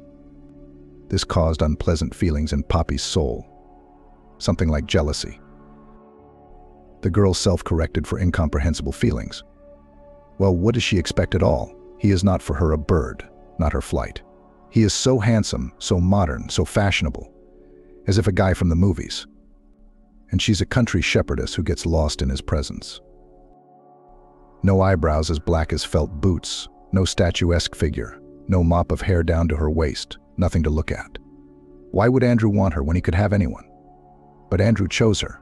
It came as a complete surprise to Poppy. At that moment, the guy approached her at the disco, which was organized in the local club on the occasion of the end of the harvest. Andrew invited Poppy to dance and said words that made the girl dizzy. She had never heard such exquisite compliments, especially to herself. Andrew knew how to choose beautiful words, and his gaze, directed at Poppy, reflected sincere admiration. Much later, Poppy realized why Andrew had taken notice of her. He was a charming catcher with charisma, who had nothing to do in the city he did not want to work, but needed a roof over his head. Rumors of orphan Poppy, living alone and in need of support, reached Andrew the perfect chance for him. To settle in the village and win the heart of a naive girl, he was not difficult. So they began to live together, the city's handsome man and Poppy, who was in love with him. The wedding was held modestly in the spring. The young people had no money for a party. Poppy worked as a librarian for a small salary, and Andrew worked at odd jobs. Although trained as a painter, he allegedly could not get a job in his specialty. If he could earn money, he spent it on entertainment, pulling his friends into his feasts. Jerry, Poppy's former lover, had a hard time with their separation, but Poppy's heart belonged to Andrew from the day he appeared in the village. Andrew was never able to get used to life in the village house. Andrew had spent his whole life in the city, and therefore the usual village chores were difficult for him. No wood to chop, no fire to light in the stove. He wasn't used to hard work. Poppy had to show and tell him everything. Unprepared was the discovery that the house requires constant attention and repair, and to take care of the site must be regular. In winter, the snow is cleared every day, and water from the well for hundreds of meters to carry is not easy. All this depressed Andrew. Life in the countryside seemed different to him. As soon as I get a proper job in the city, we'll move, he kept telling Poppy. Deep down, he liked the countryside, fresh air, kind people, but life seemed too hard. Poppy supported him. She was ready to follow Andrew anywhere, even to the city, even to the end of the world. But time passed, and he never found a steady job, while Poppy's salary remained a stable source of income. People in the village began to whisper Poppy's young husband was living a life of leisure, sitting on her neck, never lifting a finger in the house. "I wish you'd married Jerry, Poppy," complained the neighbor. "He's a reliable fellow, he still loves her. But what about him? Riding around on your back, having fun with his buddies." Indeed, Andrew often gathered with local guys, organized feasts, went for a drive, sometimes with girls. There were rumors around the village about his infidelity, but Poppy didn't want to hear any of it. She ignored the talk, though deep down she was afraid for Andrew and possible trouble on the roads. Poppy hoped that having a baby would change family life. Fatherhood usually made men more responsible and mature. She still genuinely loved Andrew for his charm, his blue eyes, and his optimistic attitude. Next to him, the world seemed brighter and fuller. Without him, life seemed dull and gray. But Andrew's actions still offended her. Attempts to talk seriously usually ended in jokes, and Poppy forgot her worries again under his influence. When Poppy became pregnant, Andrew's reaction was not a happy one. He even suggested terminating the pregnancy, arguing that it was because they were young and their lives were unsettled. But Poppy insisted, feeling they would have a son. Andrew eventually supported his wife's decision and began to actively look for work, but without results. Still, Poppy was happy to see his efforts. The birth of their son Leo changed everything for Poppy. Her world now revolved around her son, evoking much stronger feelings than those she had had for her husband. Her view of Andrew had also changed. The woman now saw all the faults she had previously turned a blind eye to. His indifference to housework and lack of attention to his son were now conspicuous. Andrew put almost no effort into caring for the newborn. The entire family was now struggling to make ends meet, living on minimal payments from the government. It seemed that Andrew didn't even seek to make a difference. There had long been an opportunity to learn how to at least repair something around the house or chop wood, but he had not shown the slightest desire. With the arrival of the baby and Poppy's fascination with motherhood, Andrew tended to avoid the house, spending time with friends. He returned home late, often in a state of alcoholic intoxication, and did not get out of bed until dinner. To his wife's reproaches, Andrew now responded with harshness and even insults. "Why do you think I don't want to go home?" "Because I hate to look at you," he'd say, which was particularly depressing to Poppy. Pulling on the whole household, especially in the absence of money, was unbearably hard for Poppy. She was grateful for the help of neighbors. One of them could take care of the child while Poppy went out on business. Someone brought groceries. Even old baby clothes from neighborhood kids helped save money. While the local community supported Poppy, Andrew continued to cheat, promising to earn money in town but returning without it. Rumors reached Poppy about his entertaining in town with friends and young girls. Now she agreed with the opinion of the neighbors about her husband. He behaved unworthily, proved to be lazy and deceitful. Instead of giving the money he earned to his family, Andrew spent it on pleasure. Who do you listen to? Andrew resented Poppy when she questioned him. Your husband or the gossips? Those in town cheated again, gave less than they promised. Yeah, I went to a pub with a friend, had a little drink. There must be some joy in life. When Leo grew up, she decided to divorce because it was unbearable to live like that. Now, working and handling money made it easier. She realized that she could support a child on her own, but to support her son and her constantly unemployed husband, who likes to party, was much more difficult. Ever since Andrew had gone from an attractive blue-eyed guy to a local alcoholic, his charisma and charm had vanished as if they had never existed. The cloudy eyes, the unhealthy complexion, the gaunt look. Andrew was now taking money from his wife's purse, her paycheck he needed for drinks. He wasn't shy about getting funds that way. At first she could not even believe it, looking for other reasons. Maybe one of the children at school took it, maybe she herself put somewhere. But soon the woman realized that it was Andrew who was doing it. That realization was the last straw. For the first time in her life, Poppy gave her husband a real scandal. She expressed everything she thought about him in every possible way. At first he was shocked, and then he almost lashed out at her. Poppy thought that now, after such humiliation, Andrew would attack her. But her husband held back. He just swung. "Get out of my house and out of my life," Poppy said firmly, surprised at the determination in her voice. "We're getting a divorce. I don't want a husband like that. And our son shouldn't have to see that kind of example every day." Yes, Poppy did it for her son's sake first and foremost. Leo deserved to live in a calm and normal environment. A father who constantly spent his time partying and drinking was definitely not what he needed. It's best for everyone, they decided. Andrew, at first frightened, tried to convince Poppy not to make a rash move. For a while he even changed. He stopped drinking and found himself a more or less stable part-time job. However, his determination did not last long. Soon he returned to his old way of life. Poppy, seeing no other way out, divorced him and kicked him out of the house.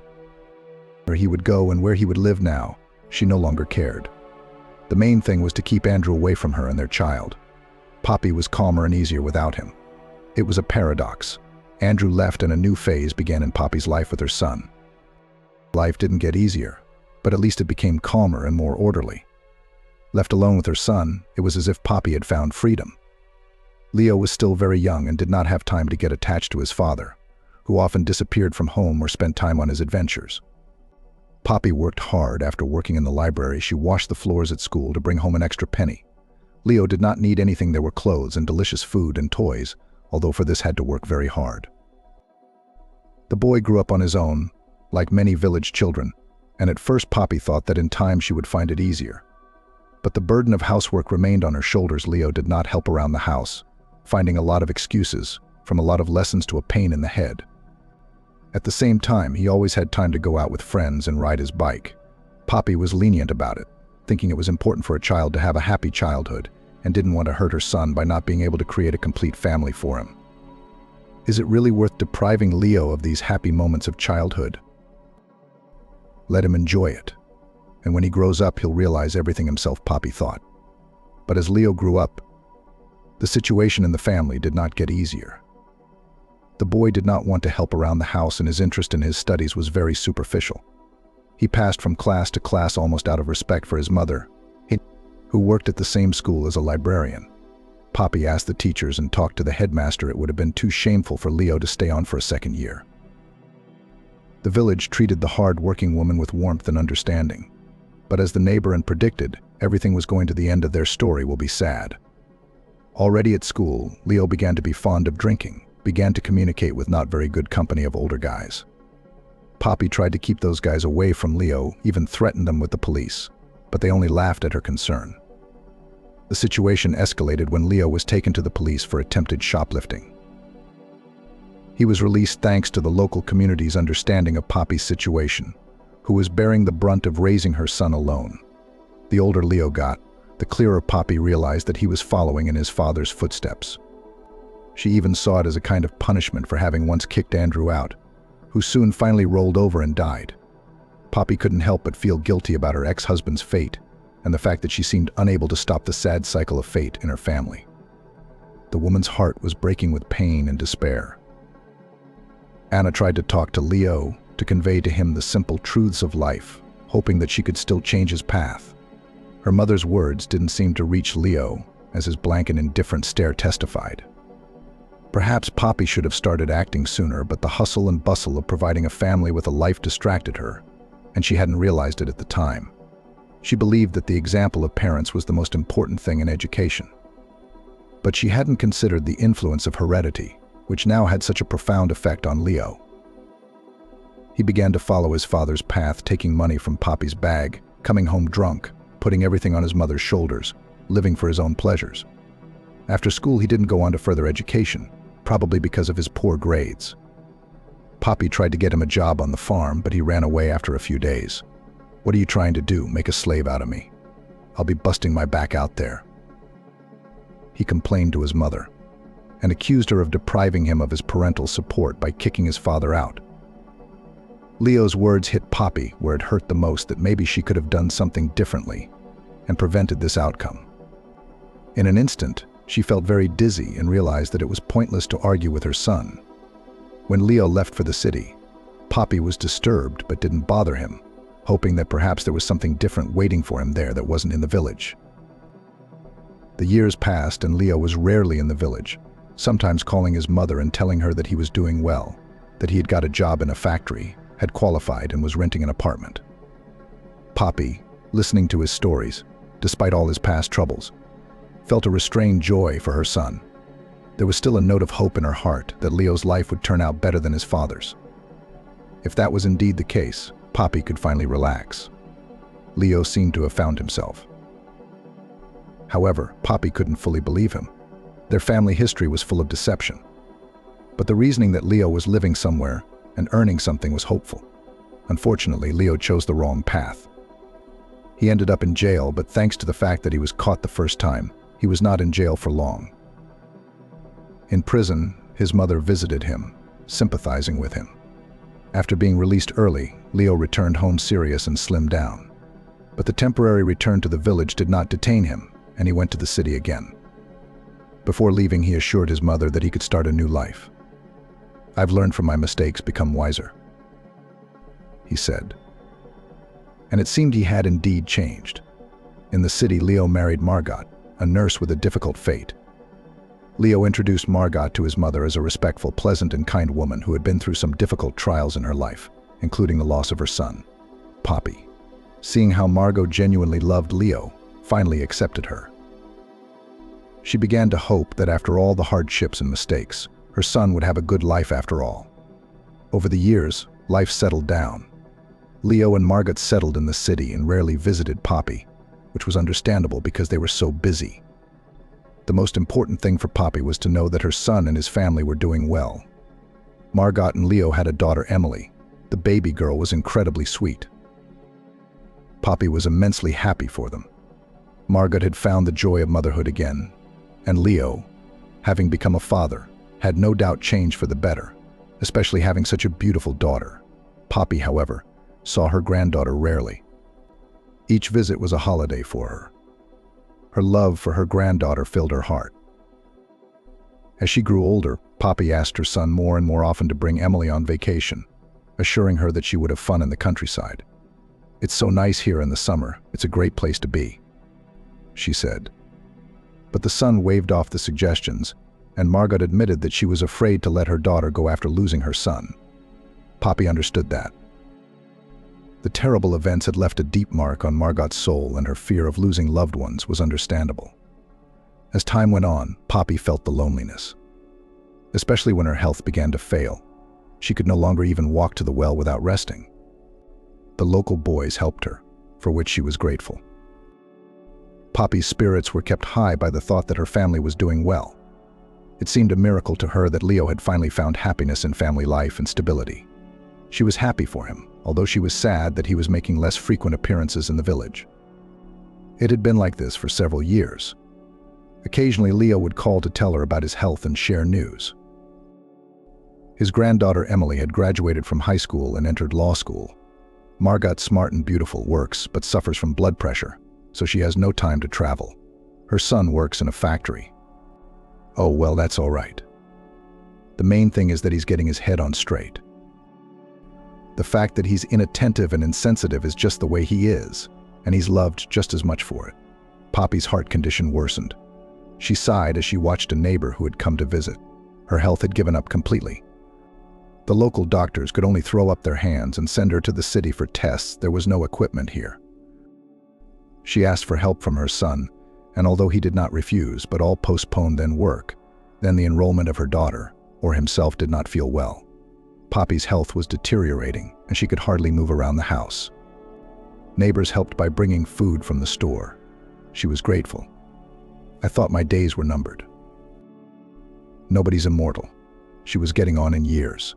She marveled at every morning, feeling the joy of a new day. One day Leo arrived unexpectedly, all in a dark frame of mind. "Is there anything to eat?" he asked at once on the doorstep. Poppy shook her head with difficulty. "No, Leo, I'm not getting up at all. There's something left in the fridge, bread and sausage. Make yourself some sandwiches." Leo sighed heavily and went to the kitchen to boil the kettle and make sandwiches, forgetting about his mother's suggestion. He had always been like that, preoccupied only with himself. Such a character was influenced neither by upbringing nor scolding in childhood.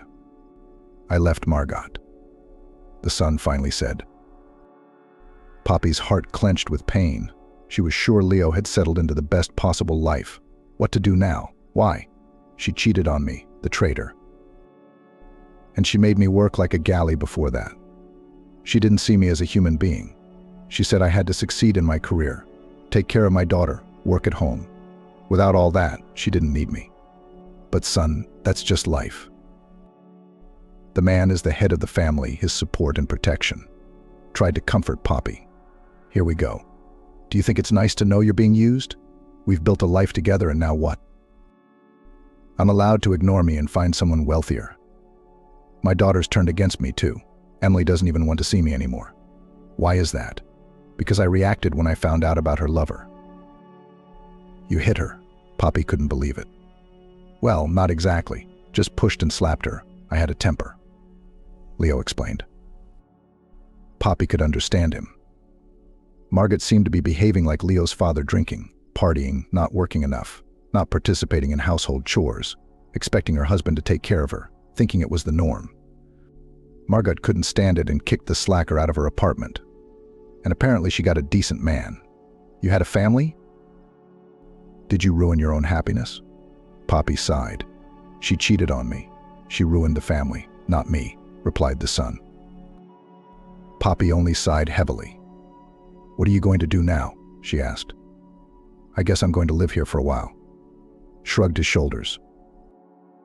When you're not well, I'll help you get better, and then we'll see. Are you sick? I'm very sick. Agreed, Poppy. Not long I have left. The medicine does not help much. You need to go to the city for examination. And then Leonid's face suddenly brightened. Anna noticed this moment, when something clicked in his head. Only then she could not even imagine to what conclusion Leo had reached. I'm taking you to the city, Leo said. We have to make arrangements with the doctor, find a car. Margaret borrowed my car in the divorce. Maybe she'll lend it to me for such an occasion. There was a spark of hope in Poppy's heart. Maybe her son really could help. He was worried and was already making plans to get his mother into hospital. She was pleased by her son's concern. The attention of grown-up children really is priceless. A few days passed. Leo disappeared in the city from morning till evening, coming home late at night and telling her that he was solving her problems. She had waited and hoped so much. Her condition began to worsen, though she didn't stop taking the medications prescribed by the local doctors. But afterward, she began to suspect. Leo, suddenly caring, was giving her pills. The size and taste of the medicine had changed. The woman noticed it, but didn't pay much attention to it, as well as to the fact of finding the vitamin pack in the trash. Only later in the woods, Poppy realized instead of vital drugs, her son gave her harmless vitamins. That's why she was feeling worse and worse. Leo must have thought she was fading too slowly. One afternoon, a car pulled up to the gate and Leo got out. It must have been Margot's after all. We're going into town, Leo said as he came into the house. I found the car. They're waiting at the hospital. The timing was good. Poppy was barely out of bed, weakening by the hour. Leo helped her pack and carried her mother in his arms to the car, constantly looking around. Only later did she realize why he did so. At that moment, almost everyone was busy, and no one should have noticed that he was taking his mother out of the village. The journey had begun. Poppy looked out the window curiously, enlivened by the sights she hadn't seen in so long. Her heart sang with joy, for her son was beside her and everything was going according to plan. Suddenly, Leo turned off the highway onto a country road, stopped the car, and helped her out. He set her down on the soft grass and said, "What are you doing?" She asked. "Sit a little, get some fresh air, and I'm here near." "I need to go to the bushes," replied the son. But Leo did not go in the direction of the bushes and returned to the car and started the engine. Poppy, dumbfounded, asked Leo, "What's going on?" Only now did she realize everything she had not noticed before. Leo said, "You're going to die soon anyway, but my house will be. I'm in debt, I'm being threatened, I'm just hastening the inevitable." "What on earth are you doing?" Poppy gasped, gripped by fear not for herself but for her son. "Don't worry, I won't get caught," Leo said confidently. "The neighbors already know you're better. They'll think you went for a walk and got lost. No one will know anything." Leo, how will you live after all this? Think about it. She tried to dissuade him. I'll live. And you don't care anymore. He cut her off abruptly.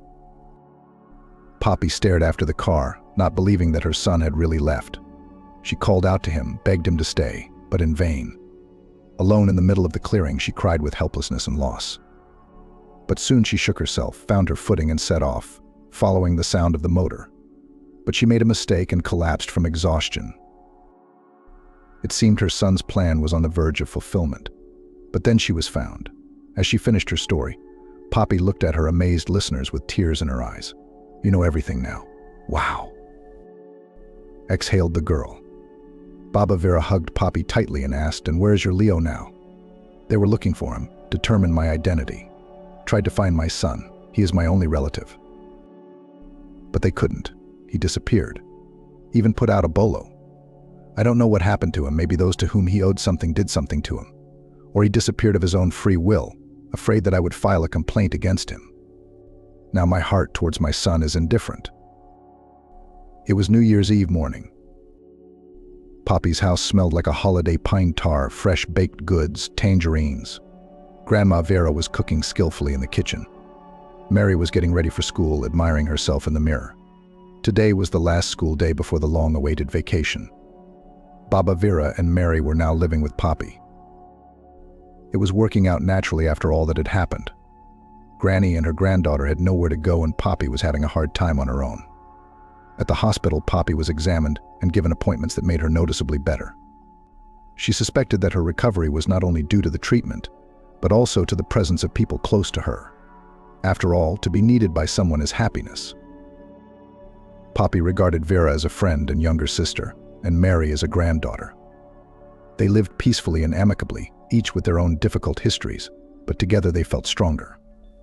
Poppy and Vera often discussed life, marveling at the strange way fate can change. Strangers become close and family become strangers.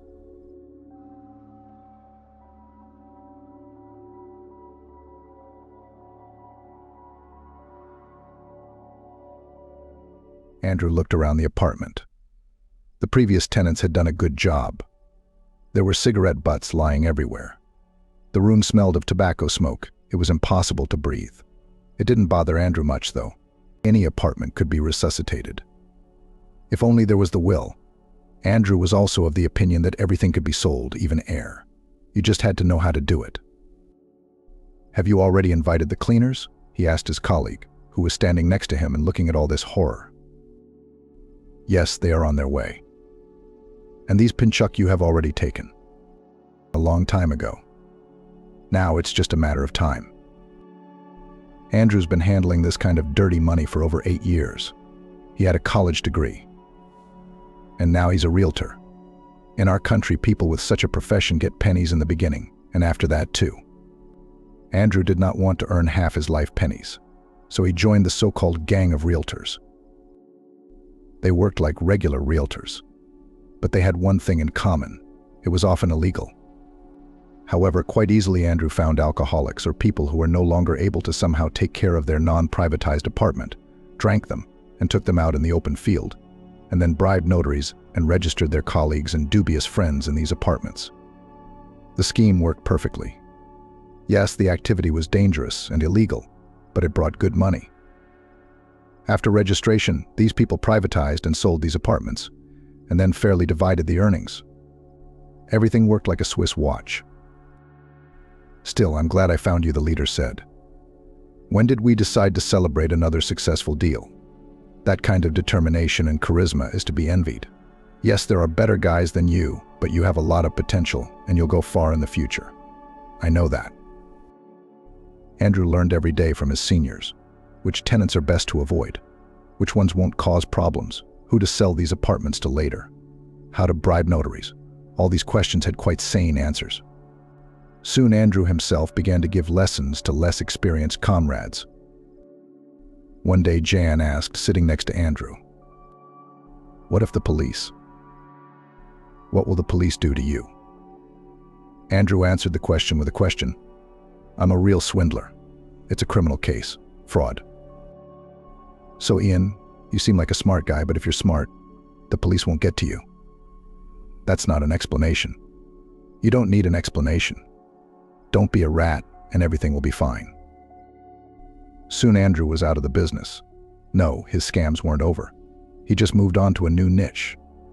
In those 8 years, he'd made a lot of money, but that wasn't enough for him. He didn't want to stop there. After all, if the system of life could be broken, he could continue to play cat and mouse. No one ever suspected him of these frauds. The people who made deals with him were happy with their new apartment. And these homeless people, whom Andrew's friends took somewhere in the countryside or in the fields, somehow lived out their lives there. However, Andrew didn't care about them. The only thing he cared about in life was money. And fortunately for him, he knew how easy it was to get it, without hunching over in a stuffy office, spoiling his posture and killing his health. One day, a great idea popped into his head. Andrew immediately began to realize it. "So you want to offer me such a sum of money for this case?" asked the head of the company. "Let's be honest, you're not going to keep building one way or the other. I am well aware of your current financial situation. Eventually, your money will run out and the company will go bankrupt. And I'm offering you a win-win." Andrew reasoned with a smirk. He knew that sooner or later this man would agree to the deal. "What makes you think we're on the verge of bankruptcy? The company is growing nicely. I have connections and smart people whispered in my ear about your situation. It's just a matter of time. And soon you'll be out of everything," Andrew continued. "You know that very well. I'm offering to save your hides and possibly your families." "Do you think that's legal?" the manager asked incredulously. "How can it be legal? Don't be ridiculous." "Of course it isn't. But I'm sure you won't miss this once-in-a-lifetime opportunity. You have a family, don't you?" "Yes," he nodded. "And how will I provide for it when the company is in debt and loans?" "That's none of your business," the manager said. "I'm just guessing," Andrew shrugged. "You know, there are plenty of companies like yours out there, and smart people wouldn't turn down an offer like that. I'll give you an hour to think about it."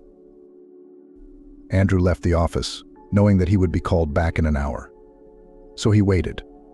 In fact, it happened even faster than he'd anticipated. He was called back in 15 minutes. Andrew, very satisfied, went into the office and sat down again on that cozy white chair. "Good," said the manager. "But why do you need it? Do you have nowhere to put your money?" "That's none of your concern," Andrew replied. "The deal is good for you. That's all you have to worry about." The manager hesitated for a moment, but then gave up and said firmly and confidently, "I agree to the deal." "Good," Andrew rejoiced. "Then we will sign the necessary documents and you are free to go."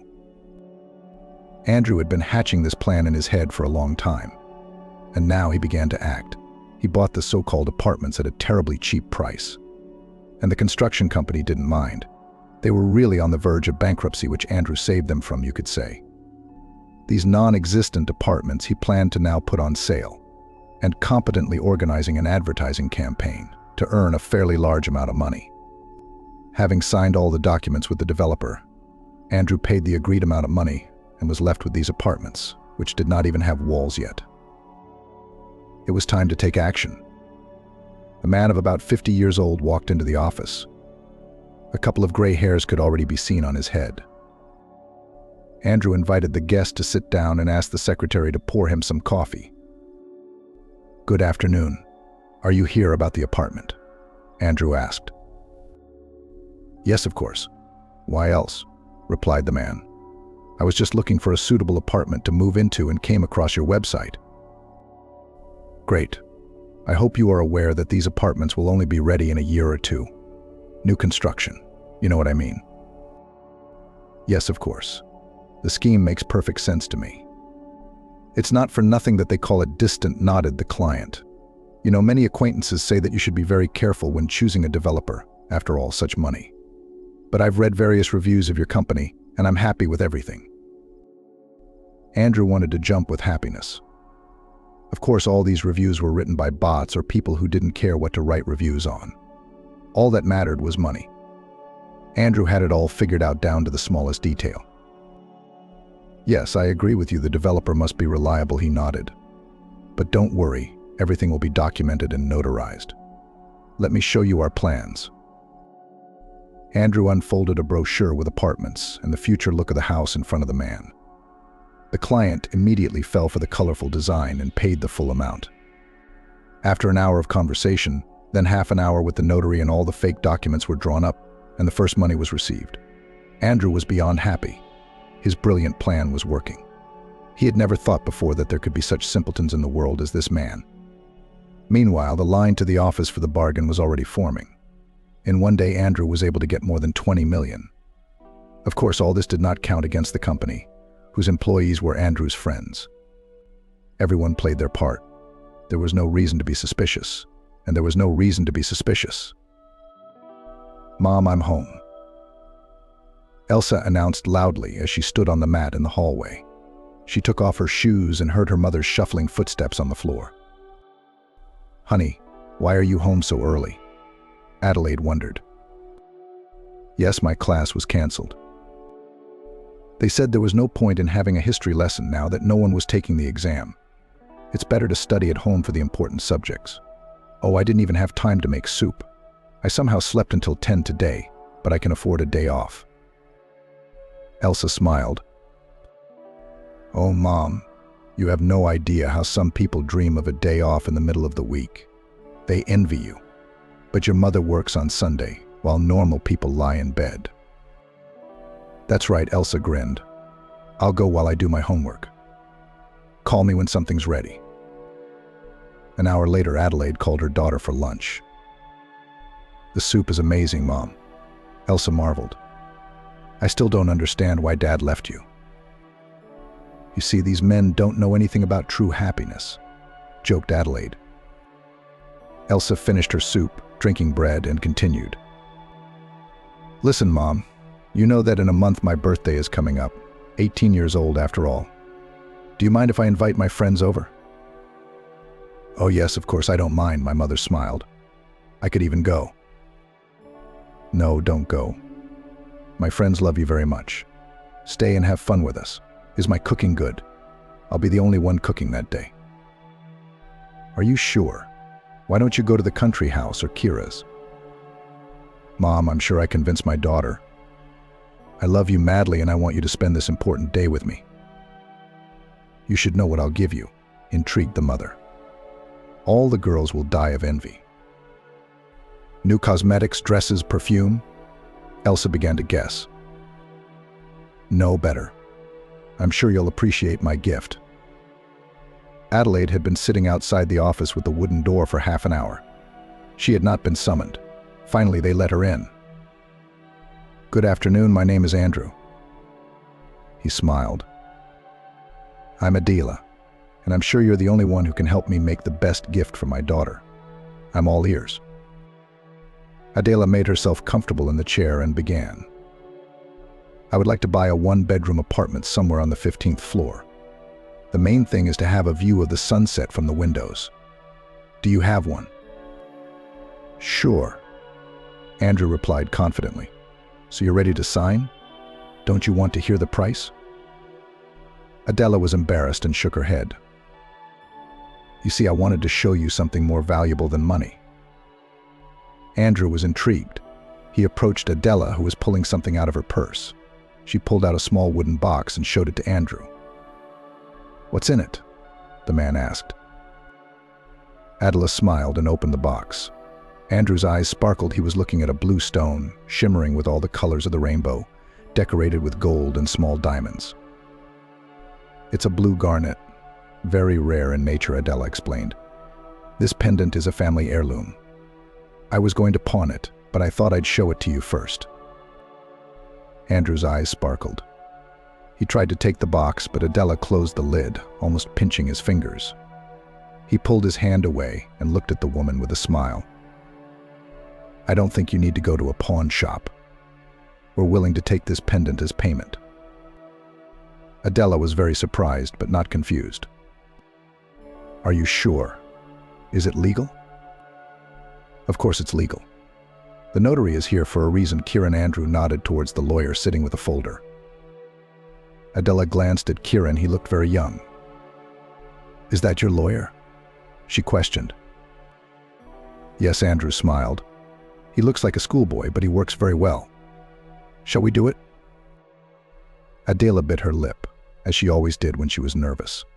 She had a difficult and important decision to make. Andrew, meanwhile, handed her the necessary documents. I can give you some time to familiarize yourself. Is there anyone you need to consult? No, I'm just going to go through the paperwork and... hold on. Can we see the apartment first? Adela, I thought I mentioned it wasn't there yet. You mean it's not ready yet? It'll be finished in 2 years, but we're already having a big buyout. I understand. But the foundation's already there, the walls. Why don't we go over there? And then I'd be happy to sign the paperwork. Andrew, of course, didn't like the idea, because he didn't want her to suspect anything. But Adela didn't seem like a very bright woman. She wasn't even embarrassed by the fact that he was willing to accept payment in jewelry. I don't think that would make sense. What's bothering you? I don't know. Would you like to be sure or something? Andrew smiled. He stood up and pointed the woman in the direction of the window. The windows overlooked a building under construction. There was really only the foundation and a small part of the walls. Construction had just begun. I can show you how we plan to do it, Andrew offered. Adela scrutinized the building from the window. Andrew did not understand the meaning of her actions, because the building had not yet taken on a presentable appearance. He handed her various booklets with pictures of apartments, courtyards, and playgrounds. Andrew wouldn't mind living in such a high rise, but he realized that all these pictures would remain pictures. Yes, Adela answered confidently. In a few minutes, they signed the necessary documents and Adela paid for the apartment with her expensive pendant with a rare stone. I hope my daughter will be happy in it, she said as she signed the contract. Thank you. Andrew felt uncomfortable. Yes, he'd spent his life cheating, but this situation suddenly stabbed him right in the heart. The woman seemed nice, and he didn't wish her any harm personally. But it wasn't his fault that everything in the world was based on money.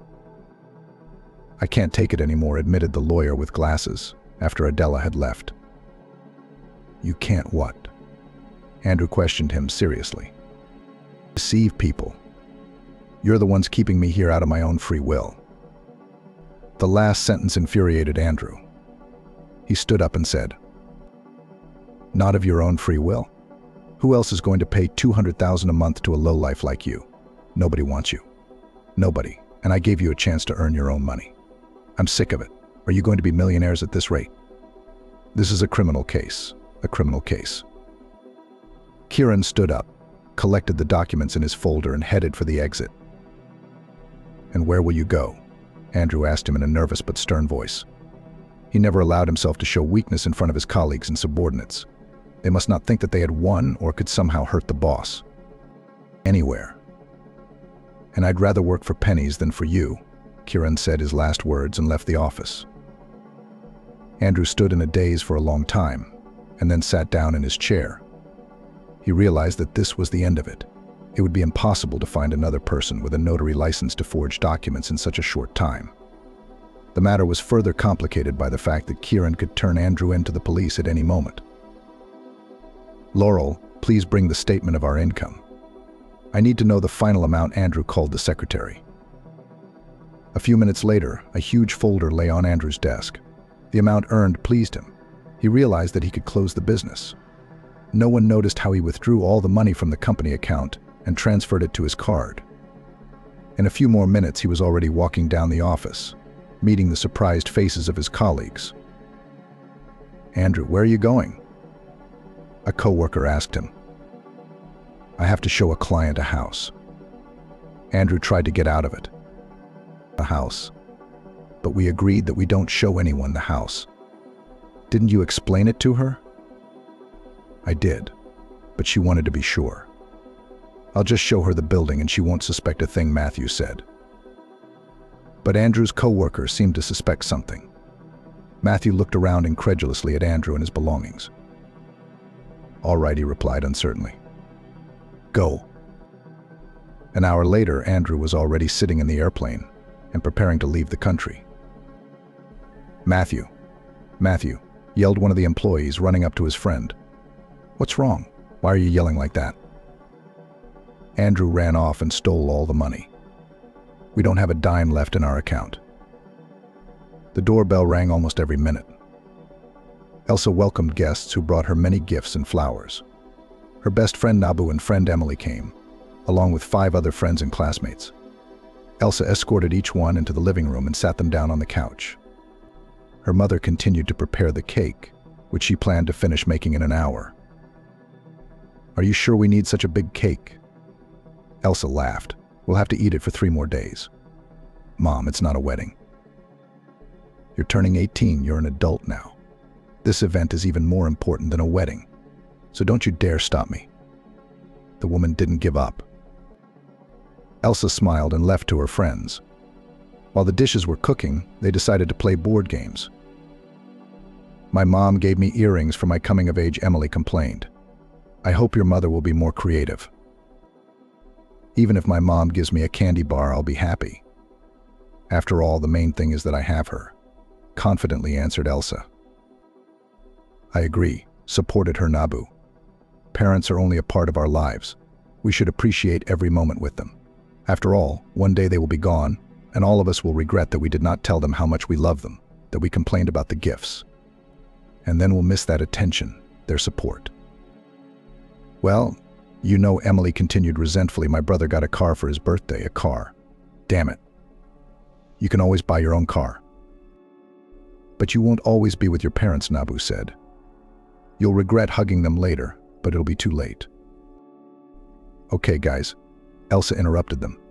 "It's actually my birthday today, not a wake. So stop talking about death and who's going to be sorry for who." "Yeah, sorry," Nabu said, embarrassed. "Guys, the table is set, waiting for you to sit down," came from the kitchen. Everyone immediately rushed to the table in the kitchen. Some of them had not eaten all day to taste the delicious dishes that Elsa's mother cooked. She was a master at it. "Thank you," Elsa thanked her friend again. "I'm glad you have the same opinion as I do. Now let's go celebrate my day and have fun." Everyone sat down at the table. Some had already pulled off the sausage, others were eating Caesar salad. Adelaide tapped her glass lightly with her knife to get everyone's attention. She stood up and, raising her glass, began. "I am so glad that we are all gathered together today to celebrate the birthday of the person most dear to us, my daughter." Adelaide met Elsa's gaze and didn't want to break that eye contact, for it was her she was addressing. "My little girl turns 18 today.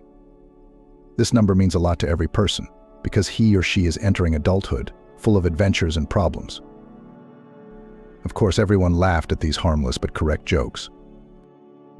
"I know that my Elsa is very determined," Adelaide continued.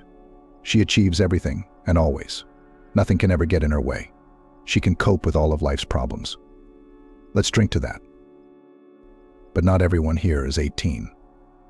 "Can I have a soft drink?" Nabu said jokingly. Everyone laughed and then clinked glasses. Half an hour into the meal, Adelaide disappeared, and then appeared with a white folder in her hands, which was tied with a pink bow. All the guests were very much surprised at this spectacle. Elsa was especially surprised. She got up from her chair and went up to her mother. "Dear Elsa," Adelaide began, "I want to thank you once again for having you. You have helped me all these years. These documents contain your gift." Elsa took the folder and started to open it. She pulled out her keys from there and a file with the papers neatly laid out in it.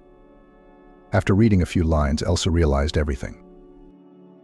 "Mommy," Elsa exclaimed with joy, throwing herself into her mother's arms. "God, Mom." "What's there? What's there?" asked friends, snatching the folder from each other. "This is the apartment," joyfully shouted Elsa. "An apartment. Now you can gather there with your friends even every day." "Laugh, laugh," Adelaide smiled. "Adelaide, without your approval there is no point in gathering," Nabu praised her. Mom cried with happiness. "Elsa, thank you. Thank you, you deserve it," Adelaide replied tenderly. The next morning was the happiest morning of Elsa's life. She got up early, put on some music, brewed coffee, and made delicious cheesecakes. Mom was still gone, but Elsa realized that she was very tired. Yesterday they had cleared the table until 2 in the morning and washed the dishes afterward. An hour or two passed. Mom still did not come into the kitchen. Then Elsa decided to surprise her. She put a couple of cheesecakes in a plate, poured her mother's favorite syrup over them, poured coffee, and with a tray in her hands went to her mother's room to arrange her breakfast in bed. However, when Elsa opened the door to her mother's bedroom, the tray nearly fell from her hands. Her mother was sitting on the bed with a lost face, watching television with tears in her eyes. Elsa immediately put the breakfast tray on the table and ran up to her mother. "Mom, what's wrong with you? Are you what?" Elsa looked at the television screen. The news was talking about some people being detained, but it wasn't clear yet how it concerned her mother. Adelaide was silent and paid no attention to her daughter. She called out to her and tried to get her mother to look at her. Mother Elsa shouted nervously once more. Only after this cry did Adelaide look at her daughter. Her mother's face was swollen, her eyes red from crying. Her hands were trembling. "Mommy, what happened? What did you see? Did something happen in the city? Did someone die? Mommy, answer me." "I'm so stupid," Adelaide replied in a shaky voice as she continued to cry. Now the tears were rolling down onto her daughter's pajamas. "Mommy, can you explain to me what happened?" "No, first, give me a sedative." Elsa jumped out of bed and ran to find a sedative in the medicine cabinet. She found it quickly enough and soon returned to her mother. When she drank the pills with water and calmed down a little, she sighed and began her heartbreaking story. "They tricked me, my daughter." "Oh, cheated. Aren't they ashamed?" "Somebody tricked you? I wanted to make you happy.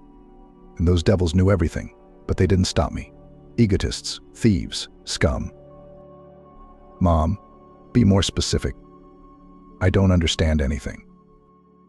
"Didn't I buy you an apartment?" "Yes, you did. Why? What's wrong with it?" "Look at the news." Elsa looked at her mother in disbelief and then turned on the TV. The news said that members of a gang of swindlers had been arrested. They deceived people by selling them non-existent apartments. The circumstances are being investigated. "Mom, what does it mean?" Elsa asked excitedly. "I bought an apartment from this real estate development company. They offered such beautiful views from the window, and I didn't even suspect a thing. How stupid of me." "Who sold you the apartment?" Elsa stood up abruptly. "We'll go to the police right now. Right now." "Who's going to help us? They don't know all the details yet. We'll file a complaint. We should get our money back. I'm sure I'm not the only one who fell for this scam. Come on, let's go to the police." Elsa started to collect her mother. She gathered all the necessary documents, took the damned folder with the apartment contract and took her mother out. They got in the car and drove to the nearest police station. "Is this your signature?" the investigator asked Adelaide, pointing to the document. "Yes, it is," Adelaide sobbed. "But I didn't think they had anything." "It's just an ordinary company," said the investigator. "It says here that you didn't pay with money, but with a valuable pendant. Didn't that make you uncomfortable?" A little, Adelaide answered through her tears. "But afterwards I thought it was a way of paying. What difference does it make whether I take it to a pawnbroker or pay for it immediately?" "Adelaide, in this country we only pay with money. Where did you get the information that you could pay for an apartment with a pendant?" "I don't know," Adelaide continued to sob. The investigator handed her a glass of water. "Go outside, get some air. Then come back and we'll find out, I promise." The guard kindly opened the door for Adelaide. Her daughter met her in the corridor. "What's going on there? How is it?" Elsa asked her questions. "It's not good, my dear. I'm the fool. A normal person would not give the pendant, which was passed down from generation to generation, to a crook. No one will compensate me for anything. It's all my fault. I'm sorry, Laurel. I robbed you of your apartment and the family jewel." "Mom, what are you talking about?" I tried to cheer her daughter up. "You're not the only victim of these things. They'll find them. They'll get what they deserve. You'll be compensated." They sat down in the waiting room and waited for something. After half an hour, one of the employees came up to them and told them they'd better go home. But how can they go home? Adelaide was indignant. The investigator said we would continue the conversation. He has already made certain conclusions. We'll call you when we know a little more. We will do everything we can to make sure you are compensated for the damage, but they will not return the family jewel, the mother cried, leaning on her daughter's shoulder. The police officer said nothing more and left, leaving the poor family to relive the grief. The following days were very disturbing. Adelaide would wake up in the middle of the night, screaming from nightmares, drinking sedatives. After a week of this torment, the results of stress and sleepless nights were already visible. Elsa also had a hard time. Not only did she have to study for exams every day, but she also had to do housework. Adelaide couldn't even get out of bed, and there was no one to cook dinner. Someone has to scrub the floors so that the apartment doesn't get dusty and dirty. And waking up woke Elsa Nabu. The bell rang a long time ago, he said. Elsa raised her head and looked sleepily at her friend. You slept through a whole lesson. Stella gave you a 2 and is calling your parents to school, Nabu informed her. Elsa began to slowly throw her notebooks into her briefcase, muttering under her breath. Let her call. No one's coming anyway. Elsa, how much did you sleep today?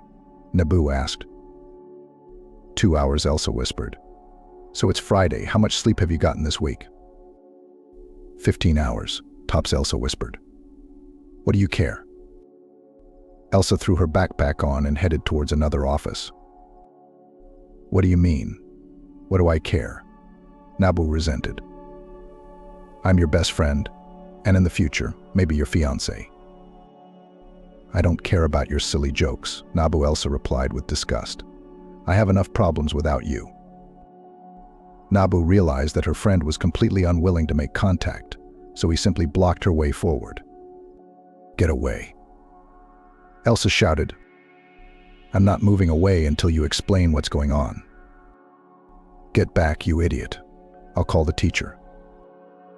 I may be an idiot, but I'm not going to step away. Come on, tell me everything. Elsa stopped, pushed with her foot, and exhaled. All right, I'll tell you. They walked over to the window. Elsa put her things on the windowsill and only then began. Do you remember what I got for my birthday? How could I forget such a thing, an apartment? Well, this apartment is not an apartment at all. Mom bought it from scammers.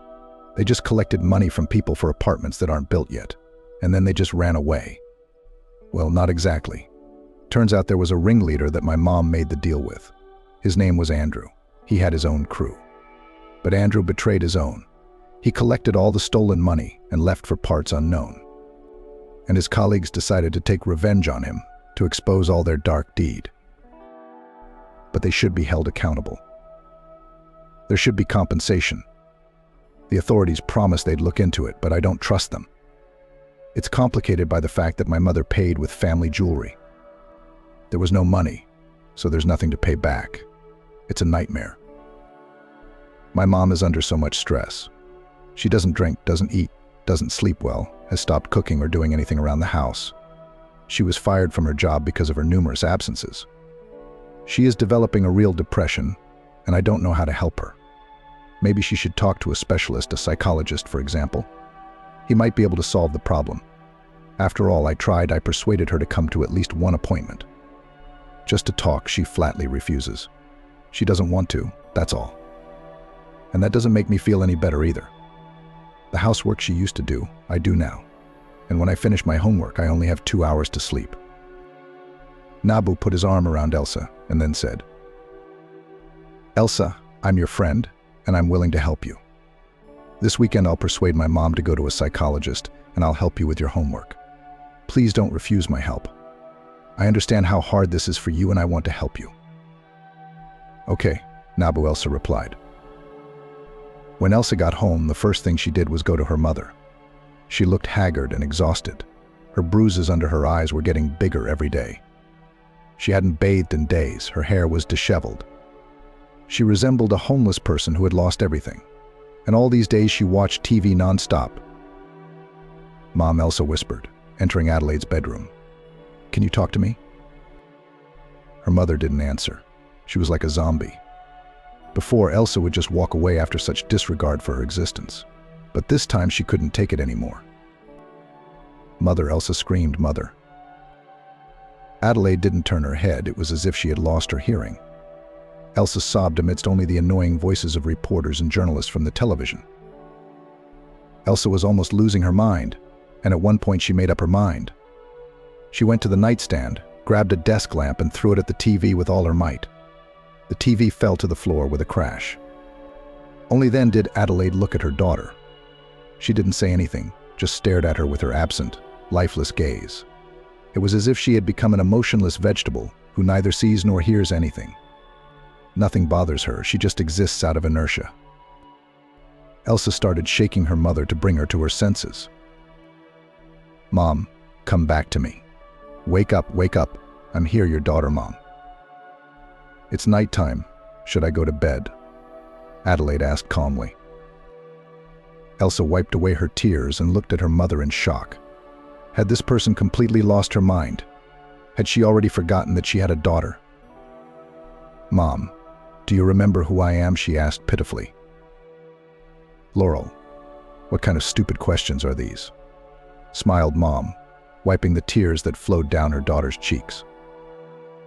Elsa cried even more. Her mother remembered how long it had been since she had seen her smile. "Mom, let's you and I go to the doctor," Elsa suggested. "He'll help you." "Honey, let's talk tomorrow. I'm very sleepy." "Sure, Mom." Elsa put her mother to bed, and herself began to clean up the consequences of her stress. That TV had cost a lot of money, which they were having trouble with. Elsa wanted to punish herself for such a breakdown. In the morning, Elsa opened Nabu's door. "What are you doing up so early?" she asked. "We're still sleeping." "But we didn't agree on a specific time, so I thought I should come early. Am I right?" "No," Elsa answered softly. "I haven't even woken Mom up yet, but I can leave." Elsa rolled her eyes, grabbed him by the scruff of the neck and dragged him into the house. "Go to my room. I don't want my mother to see outsiders, especially in this state." Elsa pointed him to the right door and went to wake her mother herself. "Mom," she said softly, "Mom, it's time to get up. We have plans today." Booed Mom.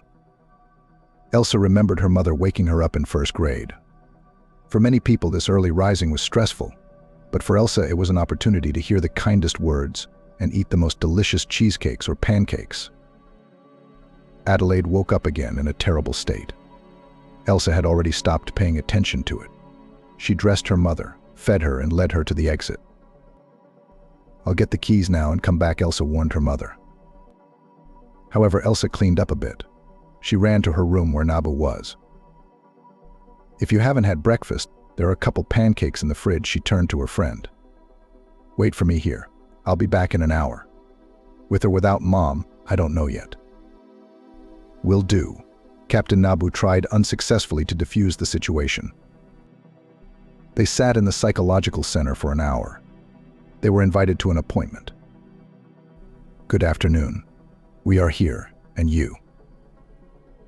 Elsa introduced herself and sat her mother on a comfortable soft chair. "Good afternoon. Yes, just one remark. I will need to talk to your mother personally." The psychologist addressed Elsa personally. "But I should explain the situation, right?" "That won't be necessary. I'll find out everything myself.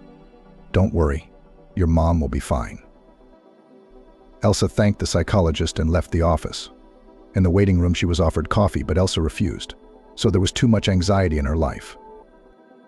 "What's up?" Nabu wrote to her. While waiting for Mom. "No news," Elsa typed to him. "Everything will be fine," he replied.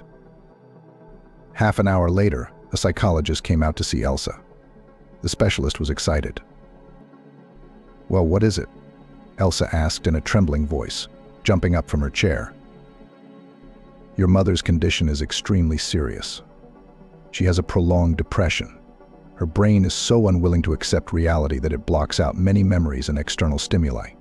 She can often talk like a 5-year-old, so she's trying to protect herself from everyone and everything. Yes, she watches TV all the time, often does not pay attention to me, even when I call her. After consulting with a psychologist, it became clear that Adelaide's condition is very severe and requires serious treatment. The psychologist recommended going to a psychiatric clinic where Adelaide could receive the necessary help and take care of her mental and physical health. Elsa took this with apprehension, as she had stereotypical ideas about mental hospitals. However, the psychologist reassured her that it was a good modern clinic. In addition, the psychologist advised her to be examined in a regular hospital, as Adelaide's condition was worrisome on physical grounds as well. Elsa followed the advice and went with her mother to the city hospital. "Where are we going, my daughter?" Adelaide asked. "We are going to the hospital, Mom." Elsa smiled, trying to hide her despair. After the examination, the attending doctor informed Elsa of the disappointing diagnosis. Adelaide had a brain tumor at the third, almost final stage. This explained her memory loss, strange behavior, as well as her thinness and emaciation. The doctor recommended keeping Adelaide in the hospital for further evaluation and treatment, although the chances were slim. Of course, Elsa replied, her hands shaking as she tried to open the front door lock. Hearing the sounds, Nabu hurriedly opened the door to the returning Elsa. "Where's your mom?" was the first thing he was worried about when he saw Elsa alone. "At the hospital," Elsa replied in a trembling voice. Elsa answered Nabu tiredly and monotonously. "I gave her to the hospital." "Are you all right?" Nabu gently inquired. "It'll do, of course, I've been better, but at least my mom is getting help now and I should be happy about that," Elsa replied. They walked into the kitchen. Elsa put the kettle on and sat down at the table, covering her face with her hands. "I'm sorry," Nabu tried to support her. "Remember when you said not to mess around in your apartment?" Elsa looked at him tiredly. "Did you break something?" "Nothing. I just took the TV to the repair shop." "Did your mom break it?" "No, it was me." "Why?" "My mom was really sick last night. She was completely out of touch with reality because she was chained to that TV the whole time. I had no choice but to do what had to be done." "How much did they charge for the repairs?" "Not much. I have an uncle who works there. I explained the situation, and he'll do it for free." "Thank you." "But you shouldn't have." "Why not?" "I just wanted to help."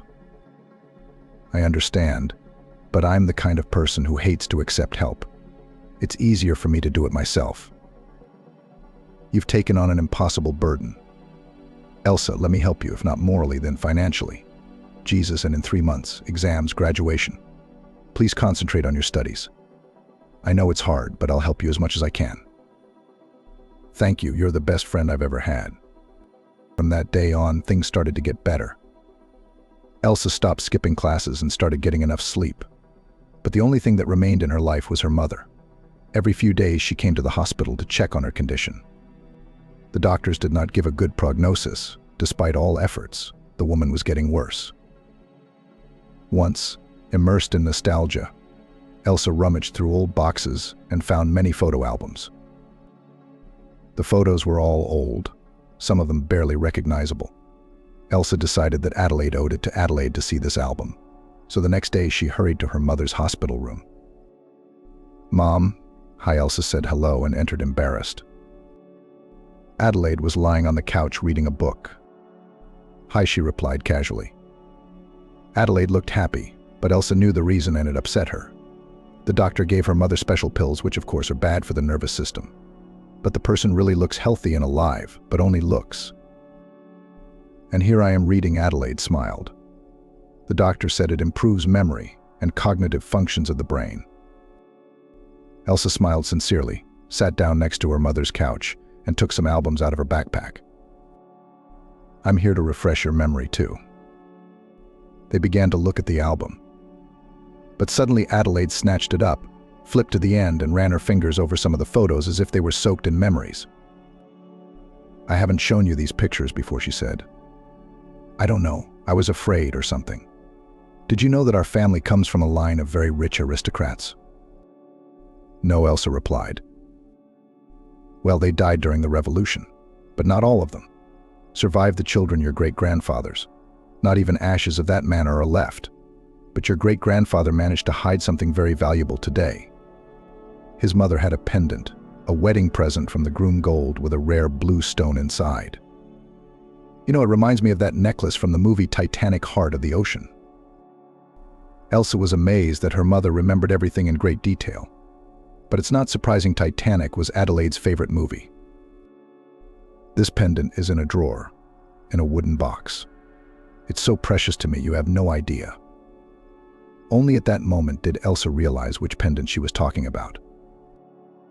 The pendant that was the rent, or rather the heir.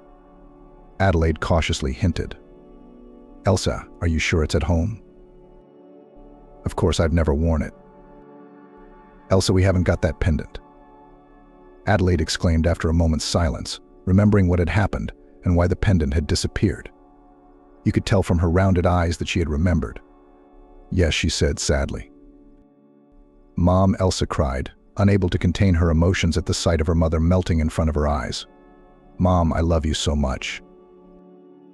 I love you too, my daughter, Adelaide smiled. I am so happy that I had you. Elsa came out of the room with her mascara running and met the doctor talking to the girl at the reception desk. My mother, how is her condition? She inquired, wiping her moist eyes. The doctor looked at her with a serious look, and then suggested that she go to a less crowded place's office. We're doing everything we can, but the disease is progressing, the doctor informed her. But how is that possible? Elsa tried to find out. She was fine until a month ago, and now her condition is getting worse. What's the cause? We can't say for sure. It could be a genetic condition that developed under stress. Your mother needs support and care now more than ever. Will this help? It'll help her morally. But I don't want you to get your hopes up. The prognosis is bleak. We're doing everything we can, but a good outcome is unlikely. You have to be prepared for that. Elsa nodded. I'm terribly sorry, the doctor added. Your doctors, do something, I beg you. My mom is still young. She has to live. I promise you, we will do everything possible from our side. And from your side, we are waiting for support and moral help. I heard you. Days passed. It seemed that there were not 24 hours in a day, but only 2 miserable hours, which Elsa spent on trips to her mother. Adelaide was fading before her eyes, and from a cheerful hostess who could cook anything in the world, there was only a semblance of that kind mother. She began to eat less. She had no desire to speak or have contact with people. Even her own daughter, Adelaide, often ignored her, pretending to be asleep, even though everyone knew she was awake. This took a heavy toll on Elsa's psyche and physical condition. Her grades deteriorated again. The exams were only months away. Days turned into weeks, weeks into months, and in 3 days Elsa's graduation was due. She was already determined to spend it without her mother, as she had dreamed. But she did not suspect that fate was preparing for her a much more difficult test. Elsa borrowed money from a friend and bought herself the cheapest dress 2 weeks before the prom. She made it look good, and it looked even better than the dresses in the bridal salon. Elsa was proud of herself. Are you ready to graduate yet? Nebu texted her at night. You know, this graduation would have brought me a lot more positive emotions if it wasn't for the situation with my mom, Elsa replied to him. I understand, and hang in there. Remember that I'm with you. However, even this support didn't save Elsa at a crucial moment. At 3 a.m., she received a call from the hospital. The tired voice of the nurse on the phone said, Your mother was very ill today. We had to perform an operation. We fear that she may not live to see the morning. Elsa jumped out of bed, and 10 minutes later she was rushing to the hospital. She rushed into the room and saw her dying mother. She was lying on the couch breathing through a tube. Mom, Elsa whispered, approaching the closest person in her life. Mom, I'm here. The cancer's about to get her, the doctor said behind her back. She may not recognize you anymore, but you try. Mommy, it's me, Elsa, your daughter, remember. she cried, clutching her mother's hand. Elsa. Adelaide marveled. Elsa, my daughter. Yes, Mommy, your daughter. Elsa replied in a trembling voice. I remember you, the woman smiled and coughed. Sweetheart, he's taking me away. Who's taking you away? Who's taking you, Mommy? God, he's already waiting for me. When I was asleep, he told me to say goodbye to you. Elsa turned away to hold back the cry that burst from her chest. Say goodbye, she smiled through the tears rolling down her cheeks. Well, let's say goodbye. Laurel, I love you. Adelaide moaned hoarsely. You could see how hard it was for her to speak and strain her voice. Mom, I love you too. Kissing her hands, her daughter said. I don't want to die, the woman sobbed in a low voice. But you know I believe in the heavenly world. If God wants me to, I will do his will. I'm so afraid of oblivion, of this eternal darkness. Mom, you're going to the most wonderful place. Only good people go there, and you're going to go there. It's going to be so warm and fun. I want warmth. I'm cold. Yes, Mommy, it will be warm and there will be no suffering. You'll meet your mommy, you'll meet your daddy. It's the most incredible place on earth. Elsa noticed that Adelaide was no longer answering. She lay with her eyes open, staring up at the ceiling. Mom, Elsa tugged at the woman. Mom, she switched to screaming as she continued to rock her. Elsa didn't want to accept what she saw with her own eyes, but through the piercing pain she squeezed her mother's hand and leaned into the still cold body from which her soul had fled at that moment. Mommy, Elsa whispered, swallowing the lump in her throat. I love you so much. There were so many tears that the entire sheet enveloping her mother was instantly wet, as if it had just been washed. The pain Elsa felt at that moment could not be described. It felt like someone was slowly squeezing her heart. Her chest ached wildly, and she wanted to scream, but there was no strength to do so. The machine beeped sharply. The doctors rushed into the room and stopped a few centimeters from the couch on which the late Adelaide was now lying. They dared not move. Out of respect for their daughter, they stood with their hands clasped together and heard the quiet sobs of Elsa, who could not tear herself away from her mother's body. Elsa didn't know how much time had passed, minutes or hours. Someone put his cold hand on her shoulder. Elsa, you have to go, a man's voice almost whispered. Elsa stood up, staggered, and stepped aside. 3 medics covered her mother's body with a black blanket, disconnected her from the life support machines, and took her to the morgue. Someone was whispering, saying something to Elsa's face, maybe ordering her. But she didn't react. When she was almost forcibly removed from the room, she woke up only in the waiting room. Before that, she felt as if she were in a dream. Now it was like she was alive again. Are you okay? The nurse sitting next to her asked. Elsa did not answer. She had no strength for anything. Would you like a cab? The nurse offered kindly. If it's not too much trouble, Elsa replied. Ever since she was a child, Elsa had wondered why it always rained on mourning days. Does the weather know when to cry and suffer? On this day, standing outside the temple where her mother was being buried, Elsa thought about it. It wasn't just rain, it was a real downpour. Nabu was standing beside her, holding an umbrella. At this moment, while all the graduates were celebrating the beginning of a new life, Elsa was saying goodbye to a huge part of her former one. A coffin was carried out of the temple, carried to the hearse. Elsa never would have thought that her high school graduation would be remembered by this particular event. The pink dress she had purchased for graduation looked eerie among the black mass of people. The relatives of the late Adelaide were leering at Elsa and her outfit. I hope at least my mom likes me dressed like this, Elsa remarked. Your mom would like you to be in a dress like that, Nabu said confidently. I'm sure she would love it. Or maybe I'm just too young and stupid to realize the seriousness of the situation, Elsa thought. You know, I still can't accept the fact that I am an orphan at the age of 18. Nabu did not answer, realizing that words were useless now. Instead, he moved closer to Elsa and hugged her as tightly as he could. I am with you, he said quietly. Adelaide was buried. A part of Elsa went underground with her forever. Things would never be the same again. Elsa will never be able to eat her mom's delicious cheesecakes or laugh with her again. There won't be those heartwarming conversations on Friday nights in the kitchen when watching a movie. Elsa will never see her mom's smile again. All of that is lost forever.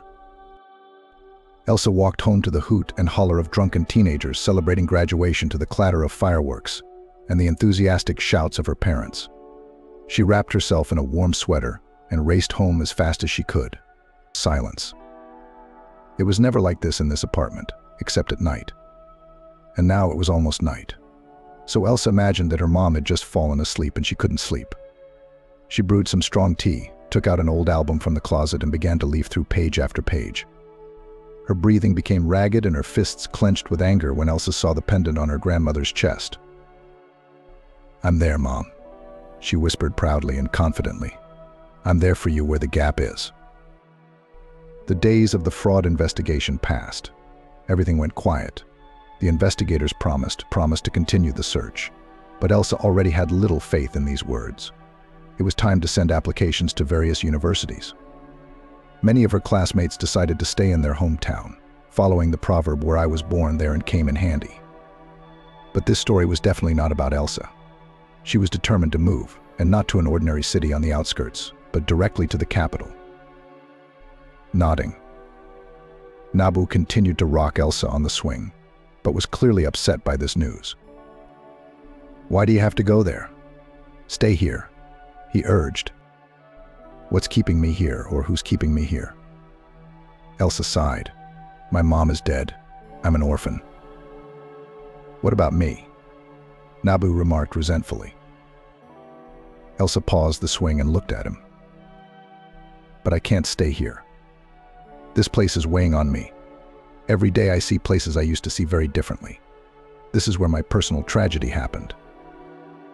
"You're running from your feelings," Nabu suggested. "Perhaps, but I will be relieved. This place will no longer weigh on me like a huge weight." "Elsa, you know why I'm in pain. Why are you doing this? You're hurting me." "Nabu, you know the answer too. Our feelings are not mutual. I can never look at you as a boyfriend, and you'll never be able to see me as a normal friend." "So what? That's it? The end of our friendship?" "I don't know. I think it's the beginning of something new. The sea is cleaner and more beautiful after a storm." "But I am not the sea, and you are not the storm," Nabu objected. "The sea is life, and the storm is the tragedy that has befallen me. I will go away. It will be easier for me." "All right," Nabu replied resentfully. "Do as you please." He cast one last glance at his friend and left with his hands in his pockets. Elsa made no attempt to catch up with him. She realized that this was truly the end.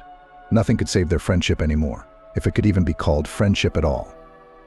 Nabu had just been chasing her all these years. She had turned it into a game called friendship. Elsa realized she was hurting the guy badly, but there was nothing she could do about it. She couldn't reciprocate, no matter how good he was. No matter how many good deeds he did, she would never look at Nabu any other way than as a friend. Despite her sadness, Elsa sprang into action. She knew she had many chances of getting into the capital. Her certificate shone with excellent grades, and her high U scores spoke for themselves. In addition, she knew French as well as a native speaker, all thanks to her mom, who took care of her education in time. "Thank you, Mom," Elsa said, sending her documents to 5 selected universities in Moscow and looking up at the ceiling. All that remained was to wait for an answer. Elsa realized that some of the universities would definitely accept her, so she didn't waste time and started selling the apartment, which she needed to get rid of as soon as possible. "Could you repeat, please? Why do you want to sell the apartment?" asked the woman at the viewing, who looked like a formidable and fair businesswoman with a straight posture and an extended neck. "I'm leaving for Moscow for good, so I don't see the point in leaving my property here," Elsa explained calmly. "Yes, but this apartment is not worth 10 million, 3 million at the most. Do you agree?" "No," Elsa answered firmly. "You said that bargaining is appropriate. And this is not bargaining, but a desire for freebies. You've reduced the price by more than half. Are you out of your mind?" The woman snorted and headed for the exit, tapping her heels. "At this rate, you sellers won't find buyers," she said, and slammed the door loudly. However, Elsa did not suffer long with the apartment. Soon found people who were happy to buy it at an attractive price. These people turned out to be a young couple looking for a good apartment to renovate to their liking. "Sergey, and the kitchen is great," admired the girl. "It will not have to be repaired. It will fit perfectly into our concept." "Yes, dear, that's right," said the tired husband. "When can we come over?" He turned to Elsa. "I'm leaving here in a week." "The documents will be ready in a couple of days," she answered. "First you pay half of the amount, and then another part, when I give you the keys and leave." "That's fine with us," said Elsa. "Then write to us as soon as the documents are ready." The girl smiled. "It's a deal." 3 days later, Elsa received letters from the universities. Each of them approved her application and gave her an opportunity to get free tuition. Elsa decided to choose the most prestigious option, Moscow State University. The letter also said that she would be provided with a dormitory. So now Elsa didn't worry about housing. "Are you sure you have decided?" Nabu asked her, trying not to meet her gaze. "Sure," Elsa answered confidently, and with a smile as she left the house with her suitcases. "Elsa, before the new tenants arrive, can I talk to you?" Elsa nodded, and they moved aside to the bushes. "Elsa, our last meeting didn't end well," Nabu said. "But I don't want you to hold a grudge. I don't like that kind of innuendo. And yes, I've already realized that I behaved wrongly. I shouldn't have pushed you so hard. I always knew this friendship would always be just that. A friendship. I'm so sorry." "You're a fool, Nabu. I'm not the least bit upset with you and never have been. I know you're sad to part with me, but I'm sad too. I want to leave this place, but I don't want to leave the people who live here. These bright, friendly friends, neighbors, and regular passers-by. This town will forever be etched in my memory. I will miss this house and these hometown streets. It's really hard for me to part with it, but I have to move on. I'm going into my future and I'm not going to stop." "Your mom would be very happy to hear you say that," Nabu smiled. A black car pulled up to the house, the doors opened, and the same young couple walked up to Elsa and Nabu. They were anticipating the moment when they would be handed the keys to their apartment. "Good afternoon." George said hello. "We're ready to move in now. How are you doing?" Elsa pointed to her suitcase and her car on the sidewalk. "Ready to move in too," she replied. "In that case, check the balance on your card. All the funds have already been transferred," George said. Elsa opened her phone and confirmed what the man had just said. Then she took the keys out of her pants pocket and handed them to him. "Good luck," Elsa said goodbye and headed to Nabu's car that was to take her to the airport. They made it there without any adventures. Nabu helped Elsa to check in the tickets and drop off her luggage. When they announced the boarding to New York, Elsa noticed a tear rolling down Nabu's cheek. But the guy immediately brushed it away and pretended that he was not sad at all. "Is everything all right?" Elsa asked quietly as they stood in line. "Yeah, thanks for being my friend," Nabu replied and poked her in the shoulder. "I'll still be here." "Yes, of course you will," pulling a smile on his face, he said. They approached the stewardess who was checking tickets. "This is the end of our journey." "Goodbye," Elsa, Nabu said, and left without waiting for her friend's reaction. Elsa walked to the plane through the aisle and kept thinking why. Why is Nabu the only person who didn't turn his back on her, who helped her to the end? Elsa couldn't believe that their friendship had come to an end. But as she had suspected, it was obvious. "Welcome to MSU," said the girl who accompanied Elsa to the dormitory. "You'll be living with me and one other girl. You'll like it. We're very friendly and fun." Elsa was not eager to participate actively in student life. She didn't care about parties or assemblies. She only came here to study, and she was driven by revenge. They entered a spacious room. The walls were painted a basic beige color. They were decorated with 3 paintings and embroidery. But what Elsa liked most of all were the dream catchers above each bed.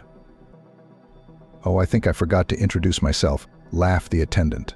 Elsa's roommate, Chris. And I'm Elsa, she repeated, sitting down on the bed and marveling at the softness of the mattress.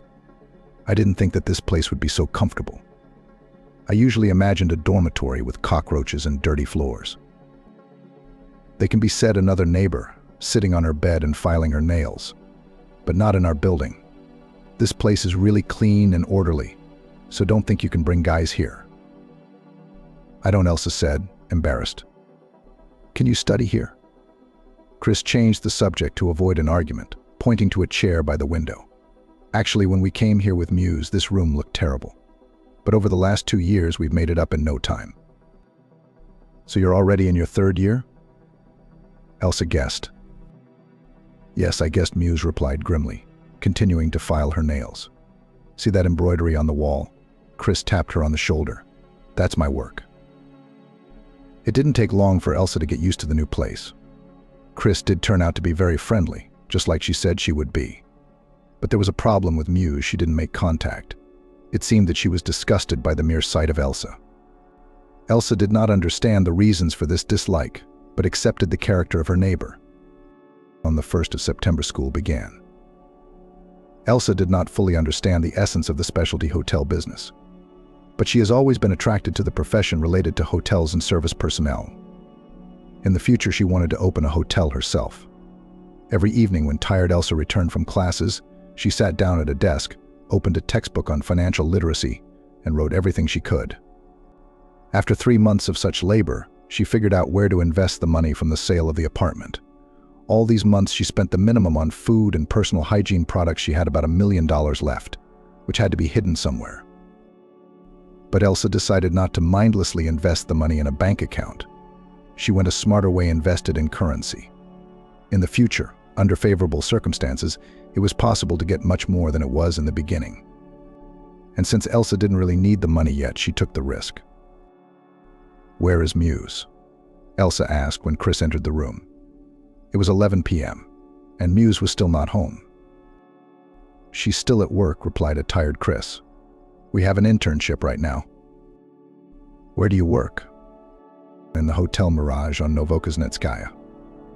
They take only from the 3rd year. But we didn't even find out, we just needed somewhere to get an internship.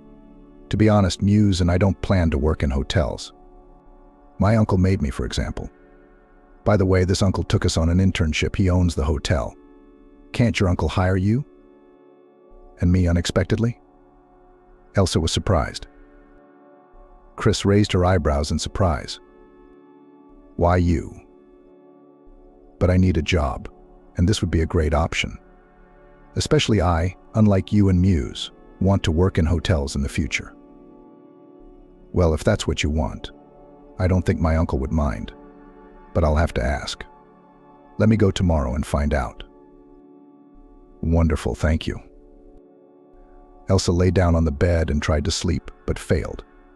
The fragments of her mother's death and the image of that pendant reappeared in her memory. Her blood boiled with anger, but then she managed to pull herself together and shut down. Elsa. Elsa.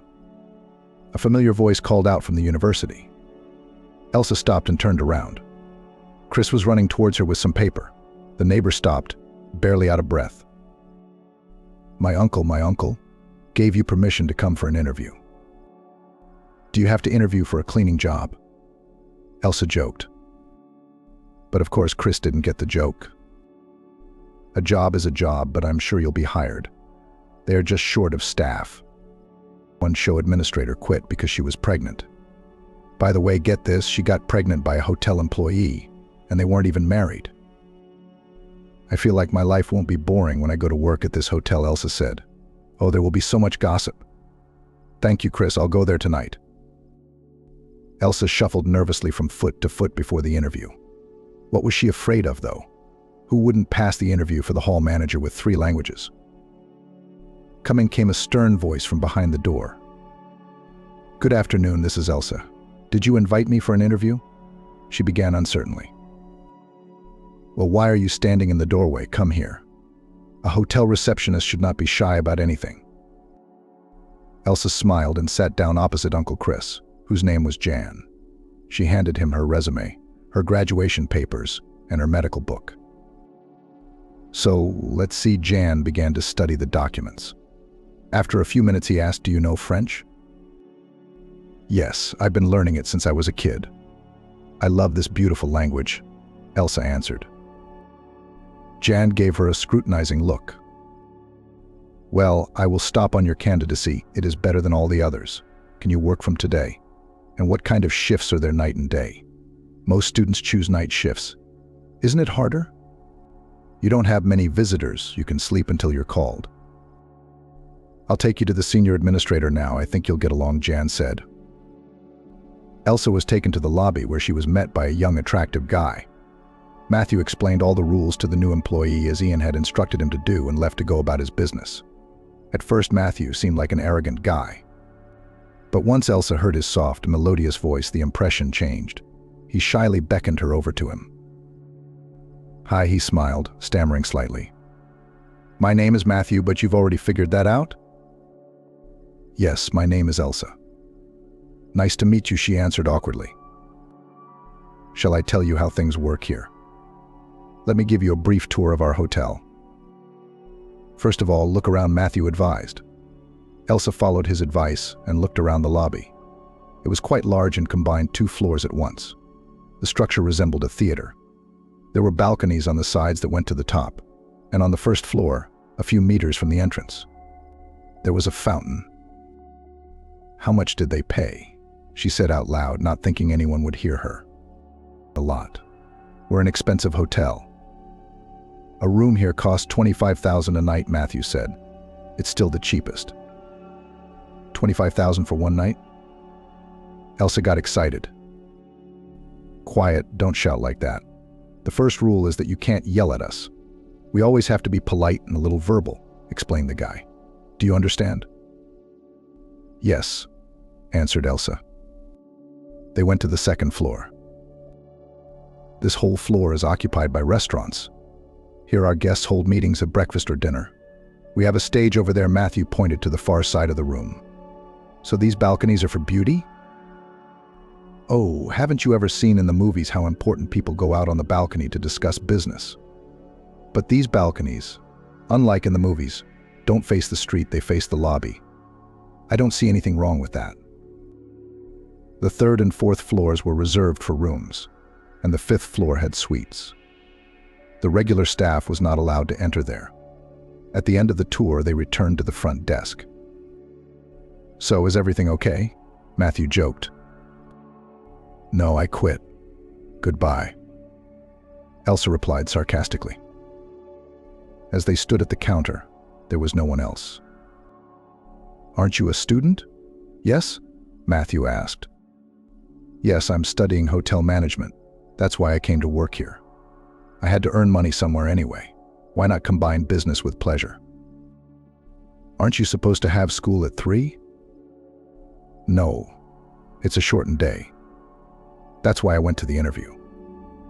I didn't think I'd be hired right away. I'm planning on working nights." "When will you study and sleep then?" "And that won't be a problem. I know how to allocate my time," assured Elsa. "You can't even manage time management. Why don't you find an easier job? I didn't come here to listen to advice, but to work." Elsa got angry. A young girl approached them. She looked like a realtor who wanted to cheat Elsa out of her apartment. "Good afternoon. How can I help you?" Matthew said. "What do you mean? What can I do for you? Are you a hotel or something? What can you do for me? Give me a room." Elsa looked at Matthew. He was not a very polite guest, but that's often the case with those who work in the service industry. "What room are you interested in? Single?" Elsa joined the conversation. "Young lady, do I look like a married woman? What kind of stupid questions are you asking me? Where is your manager? Call him here." "No, girl, please, let's deal without a manager." Elsa calmed her down. "We just need to know your wish." "My wish is that you call the manager," the visitor shouted. Elsa nodded to Matthew and he left to get Darian. "What kind of rude people work here?" The stranger was indignant while they were waiting for the manager. "I'm sorry, we didn't mean to offend you," Elsa said. At that moment, Darian had already approached them. He was dressed in a strict black suit with a tie and looked as important as this lady. Elsa was sure that they would find a common language. "Good afternoon. What happened?" he asked. "Good? I don't think this day can be called good. Your staff are terrible people. They treated me inappropriately, ruined my mood." "What kind of attitude is that, Darian?" "We were not rude. It's all a blatant lie," Matthew said. The woman's eyes almost popped out of her head. She played resentment and anger perfectly. "The guest is always right." Matthew Darian replied sternly. He approached the woman and asked her name. "Jessica," the guest replied resentfully. "I am very happy to welcome you," Jessica Darian said in a sweet voice and even bowed slightly. "We are sorry that such a situation happened. We would like to express our deepest apologies and offer you one of the best rooms in our hotel."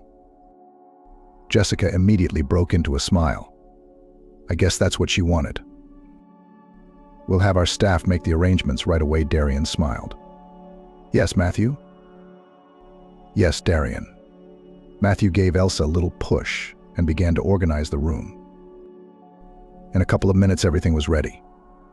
"Have a nice vacation," Darian wished his guest. As Jessica disappeared into the elevator, Matthew rebelled. "Darian, why did you do that? Why didn't you believe us? Jessica is a very famous person. She's the one who forms opinions about hotels. Have you ever wondered why we're rated the way we are? That doesn't mean she can treat us like cattle." So Matthew to her, "You're inferior, as crude as that sounds.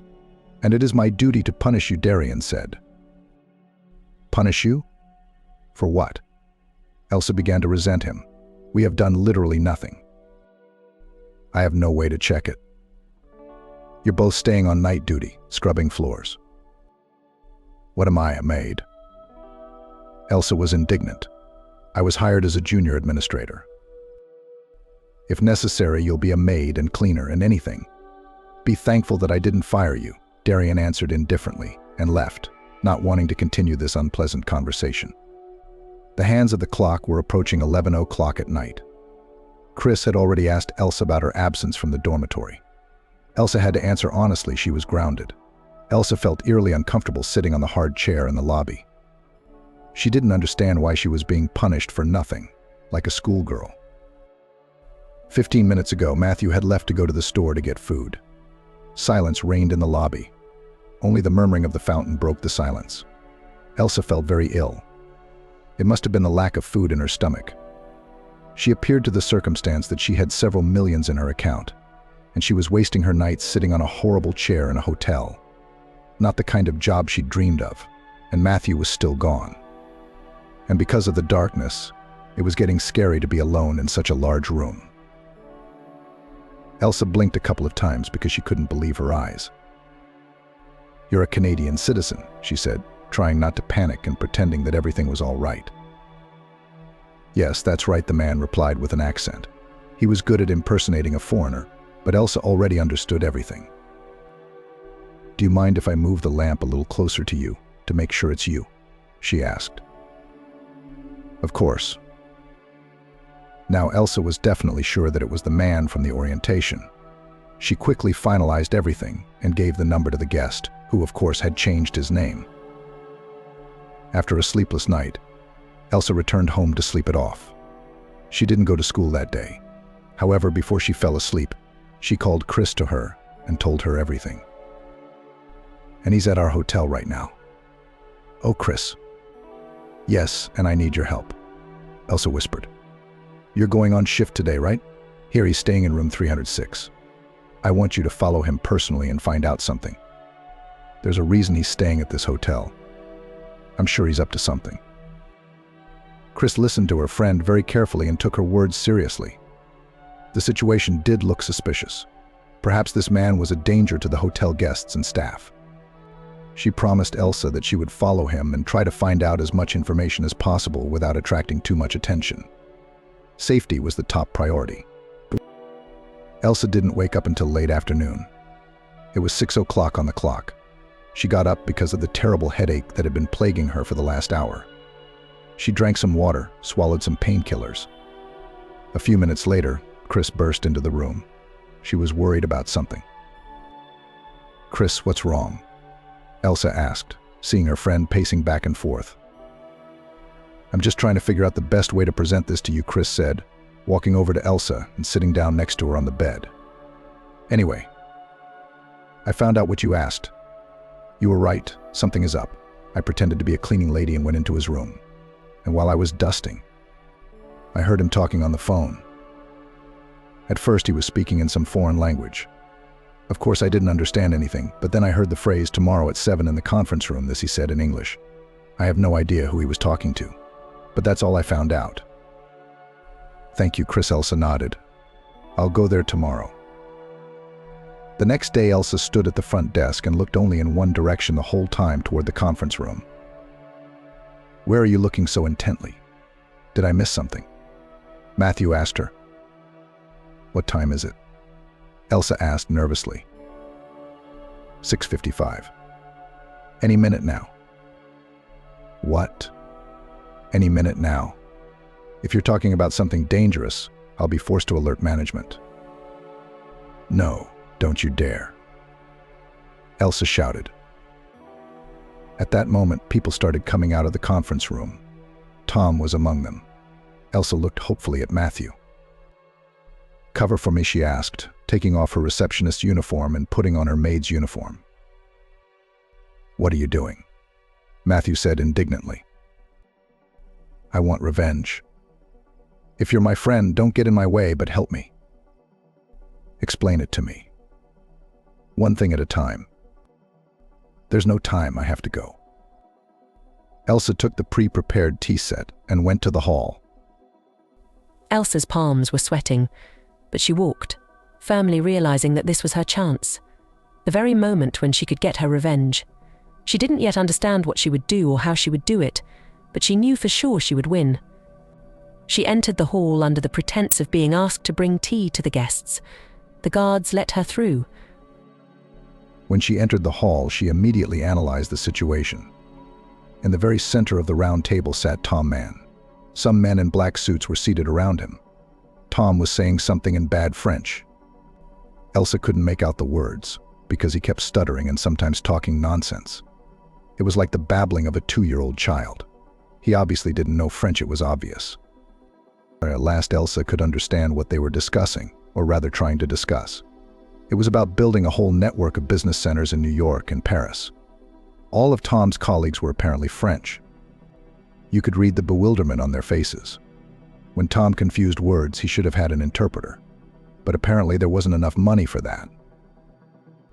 Elsa seized the opportunity and approached one of the Frenchmen with an offer of tea.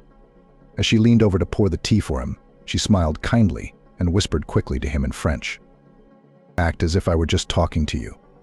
This man, Tom, is not who he says he is. He's a crook. Don't make any deals with him." Elsa felt the other people in the room begin to squint at her. The Frenchman she was talking to took her advice and pretended that he hadn't heard anything, that they were just discussing tea. He smiled at Tom with the most genuine smile he was capable of. Elsa hurriedly removed herself from the hall. She had excellent hearing, and the walls were quite thin. Therefore, Elsa heard the voice of that Frenchman who said, "I am very interested in your proposal. But before signing a contract with you, give me a few minutes to think it over." The Frenchman walked out of the hall and noticed Elsa signaling him from the right corner. They retreated to the staff room. It was there that Elsa decided to expose the fraudster. She took out her cell phone and began showing French various news publications. She took newspaper clippings out of her pockets and showed him a photo of her mother, who had passed away because of this madman. The Frenchman was horrified by what he saw, but there was no need to create panic. Tom might get suspicious and go into hiding. This could not be allowed to happen. He decided to go to the hotel manager. Elsa went with him to translate in case of emergency. "Jan, oh my God, call the police," Elsa advised him. "He'll soon get suspicious and run away. Then we'll never catch him. There's a man like that under the roof of my hotel. That would be such a blow to my reputation," John objected. "All the more you should organize the capture of a criminal who destroys people's lives," said Elsa firmly. After a short thought, Jan listened to Elsa and called the police. In front of the astonished guests, the police officers handcuffed Tom and took him for questioning. The Frenchman almost kissed Elsa, trying to thank her. She saved him from such a terrible deal. Surely this crook was already up to something. The next day, when Elsa came to work, she saw a gorgeous bouquet of red roses on the table. "Who is this joy to whom?" she asked Matthew. "It's from your French admirer," he answered. "He is waiting for you in the main hall." Elsa held the bouquet to her nose and almost fainted from the fragrance. The flowers contained a note, "Mademoiselle, waiting for you in the hall." It was written in French. Elsa immediately rushed to the hall to meet the Frenchman who had given her such a wonderful surprise. He was sitting on a blue sofa and looking at the floor. "Are you waiting?" Elsa said hello. He immediately jumped up, started kissing his savior, saying many compliments to her. They sat down on the sofa, and the Frenchman was finally able to introduce himself properly. "My name is Bernard. I am so glad that fate gave me you as a rescue. I don't know how it would have turned out if you hadn't arrived in time. The collapse of our company, the disgrace of France, would have been a real horror." Elsa was indignant, laughing at his endless exclamations. "Tell me, why do you know French so well?" he admired. "It is the first time I meet a young American woman who speaks our language as if it were her own." "Thank you," Elsa replied with a smile. "I've known French for a long time, and my mother taught it to me as a child, so I've been familiar with the language since I was in diapers. It was easy for me to learn. I'm really a native speaker now." After Elsa began to tell him the story of her family, about the tragic death of her mother, about how badly things turned out when they met this horrible man. "I can't imagine what you're experiencing," the Frenchman admitted. "But we finally managed to catch this fugitive. I'm sure he'll get a big sentence. He's cheated a lot of people." "Yes, that's his only talent," replied Elsa grimly. "I cannot know how you feel now, but I can guess how you will feel after my proposal," Bernard continued. Elsa perked up her ears. The beginning sounded interesting. "Because of these circumstances, and with your knowledge of French, I would like to invite you to an internship in France. There I will pay for you to attend university in any specialty you wish. This is a great opportunity to move there and a chance to stay there forever. Tell me, would you like to visit Paris?" Elsa's eyes lit up. "Of course I would. How could you refuse something like that?" "I knew you'd say yes. You're a very clever girl. I rarely meet such good and conscientious people. You know, there's a reason I invited you to Paris. I asked the hotel manager to give me some information about you. He told me your last name and I understood." "I know one of your relatives living in Paris," said Bernard. "Come on," hesitated Elsa. "This simply cannot be. All my relatives are in America." Although Elsa remembered about that old album and the stories of her mother. She had said that only her grandfather had survived the revolution. But what if he wasn't the only one who survived? Maybe there really were relatives left behind who ended up emigrating to France. "Oh, I see you have a mini concilium here." John smiled at them. "Allow me, Elsa, to express to you the deepest gratitude from the entire management of our hotel. You have saved our reputation." "That's right," the Frenchman confirmed with a smile. "Did you know, monsieur, that this mademoiselle has aristocratic roots?" "No way." It was Jan's turn to be amazed. "Really, Elsa?" "Well, yes, she was embarrassed. If you are interested, here." Elsa opened the gallery on her phone and showed them both a picture of the medallion and some old group family photos. "I reshot them from an album." "How interesting." Ian shook his head. "So what are you going to do now?" "I'm trying to persuade her to come to France," replied the Frenchman.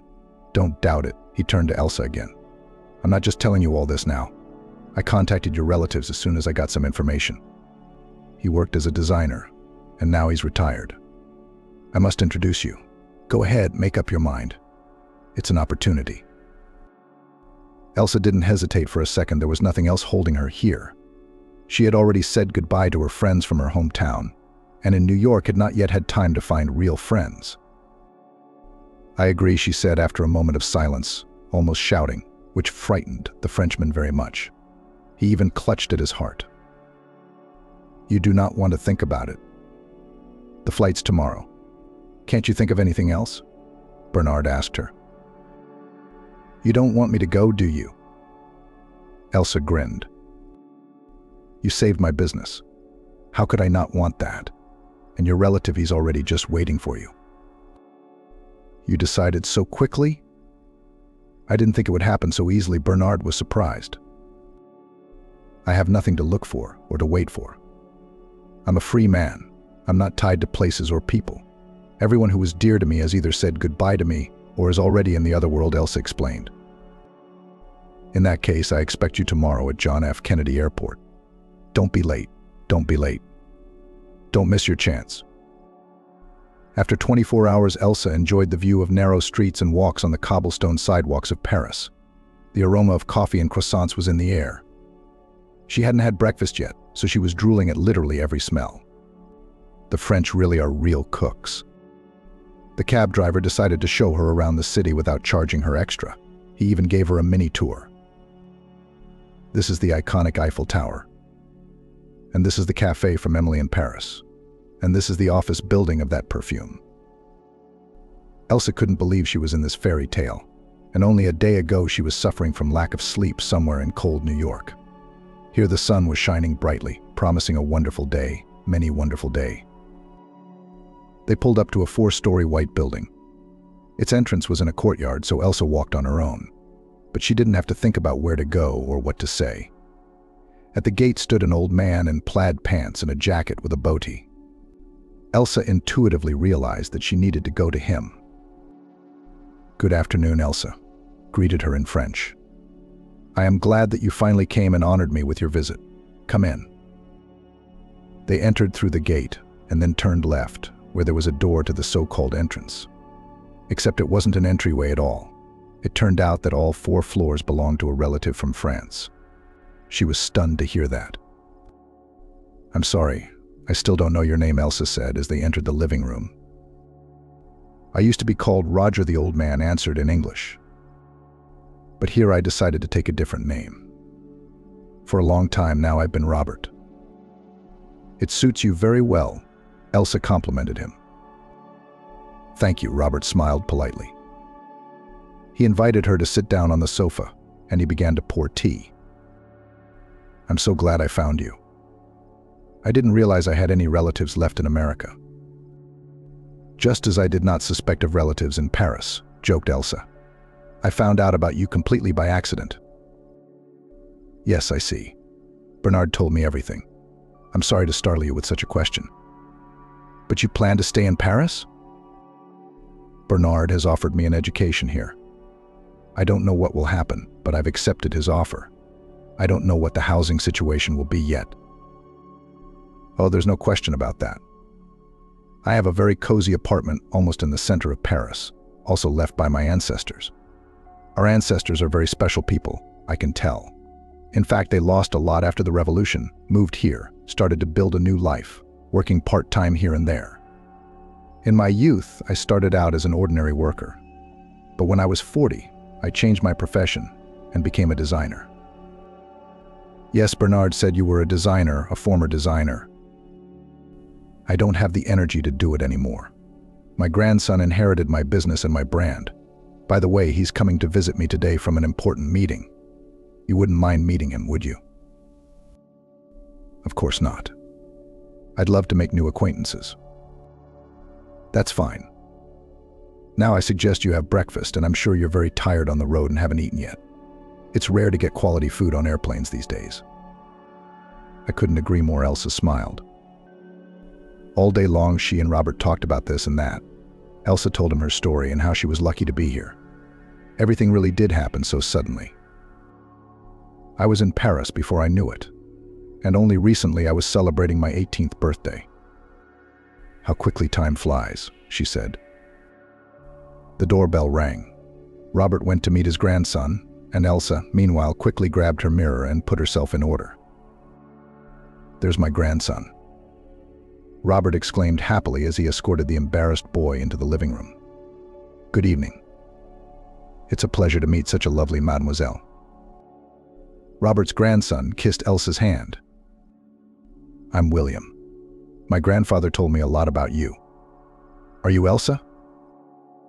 Elsa nodded in agreement. She was a little stunned. No one had ever greeted her so gallantly before, but she would probably get used to it soon. The French love body contact. He was buzzing me about some American relative coming to visit him. I couldn't turn down the opportunity to see you, William went on. They got to talking. It turned out that William knew Russian very well. Grandfather always wanted his grandchildren to know their roots. You know, I've never been to America. I'd like to go there. They say it's fun there. There's something going on every day. Elsa laughed. Yes, that's true. The rumors don't lie. As they were talking, Robert came up to them and interrupted them. He was holding a cloth bag in his hands and crying. What's the matter with you? What's wrong? Do you need help? Elsa was concerned.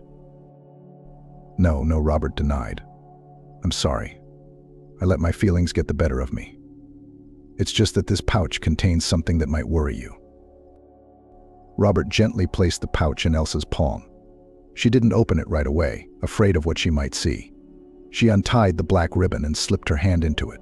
She fumbled for something glass or metal. Her curiosity couldn't wait any longer. She looked at what now lay in her hand. A gold pendant with a bright blue stone caused her a storm of emotion. She couldn't control her feelings and cried. It was the same pendant that turned out to be the key to all the events that had happened. It was all about that damn pendant. Where did you get it? She asked Robert, stammering. My good friend Bernard gave it to me and told me to be sure to give it to you. He was given the pendant. During the investigation, the crook kept it in his safe all this time. He didn't even sell it, though he was going to. It's about time they stopped him. It was the only thing of value our family had left. Everything was either burned or looted, and this pendant was lost. At least that's what I thought until now. I am very glad that it is now returning to you as it should. Thank you, Elsa whispered, and took this heart of the ocean, as her mother called it. From that moment on, Elsa's life took on new colors. She entered the University for International Relations, began to immerse herself in the culture of France, and her desire to see the world grew more and more. All this time she communicated with William. He turned out to be a real gentleman, invited her on dates, gave her flowers. Her first kiss was at the Eiffel Tower. What else could a girl dream of? And soon they were married. Played a loud wedding, which seemed to know the whole of Paris. Elsa was flattered by such attention. She felt special and free. The bitterness of loss faded into the background. Now in her life and priority was her family life. Several years had passed since then. Elsa walked along the rain-wet asphalt, holding the hand of her 5-year-old son Pablo. They had arrived in Russia a few hours ago. William was walking next to her. They were wearing black raincoats and holding umbrellas in their hands. Mom, what's this for? Why couldn't I stay home? My son whined the whole way. It's important for each of us, dear, Elsa explained to him. In the future, you'll realize it. She took him in her arms. So they walked faster. Soon they reached the very grave 327. It was her cemetery number. The name Adela was visible on the headstone. Because of the dirt, some of the symbols on the headstone had become illegible. However, Elsa felt even in her heart that she was in the right place. Pablo and William stayed back and Elsa walked right up to the grave. She laid flowers and said, "Hi, Mom. I thought I'd pay you a visit. It's been a long time since I've seen you. Don't think I've forgotten. I was just building a happy family." A light breeze blew on Elsa, which she took as a sign that her mother could hear her. "Mommy, I miss you so much." Elsa cried, bowing her head. "I miss your words, your support. You know I live in Paris now. Could you become a real chef there? I'm sure that in your new life it will be just like that." Elsa wiped her tears and took a small cloth bag out of her pocket. "Mommy, I brought you something." She took a pendant out of the bag and put it next to the flowers. "Look, Mom, I found it. It came back to us. Now you can rest easy. After me, it will go to my son, your grandson." "Dad, why is Mommy crying?" "Is she sick?" Pablo yelled at his father. "No, honey, she just decided to finally let go of her past," William answered him seriously. Elsa stood up, shook off the last drops of tears, and smiled warmly at her baby. "Your grandmother sleeps eternal sleep here, Pavlik. She would be very glad to see you." "She sees me," the son suddenly answered very seriously, "there in heaven." The parents smiled at the child's directness, took their son by the hands, and went to the exit of the cemetery. Past the tall, dark fir trees, past the old and new tombstones, through the still silence. Home to their present and future.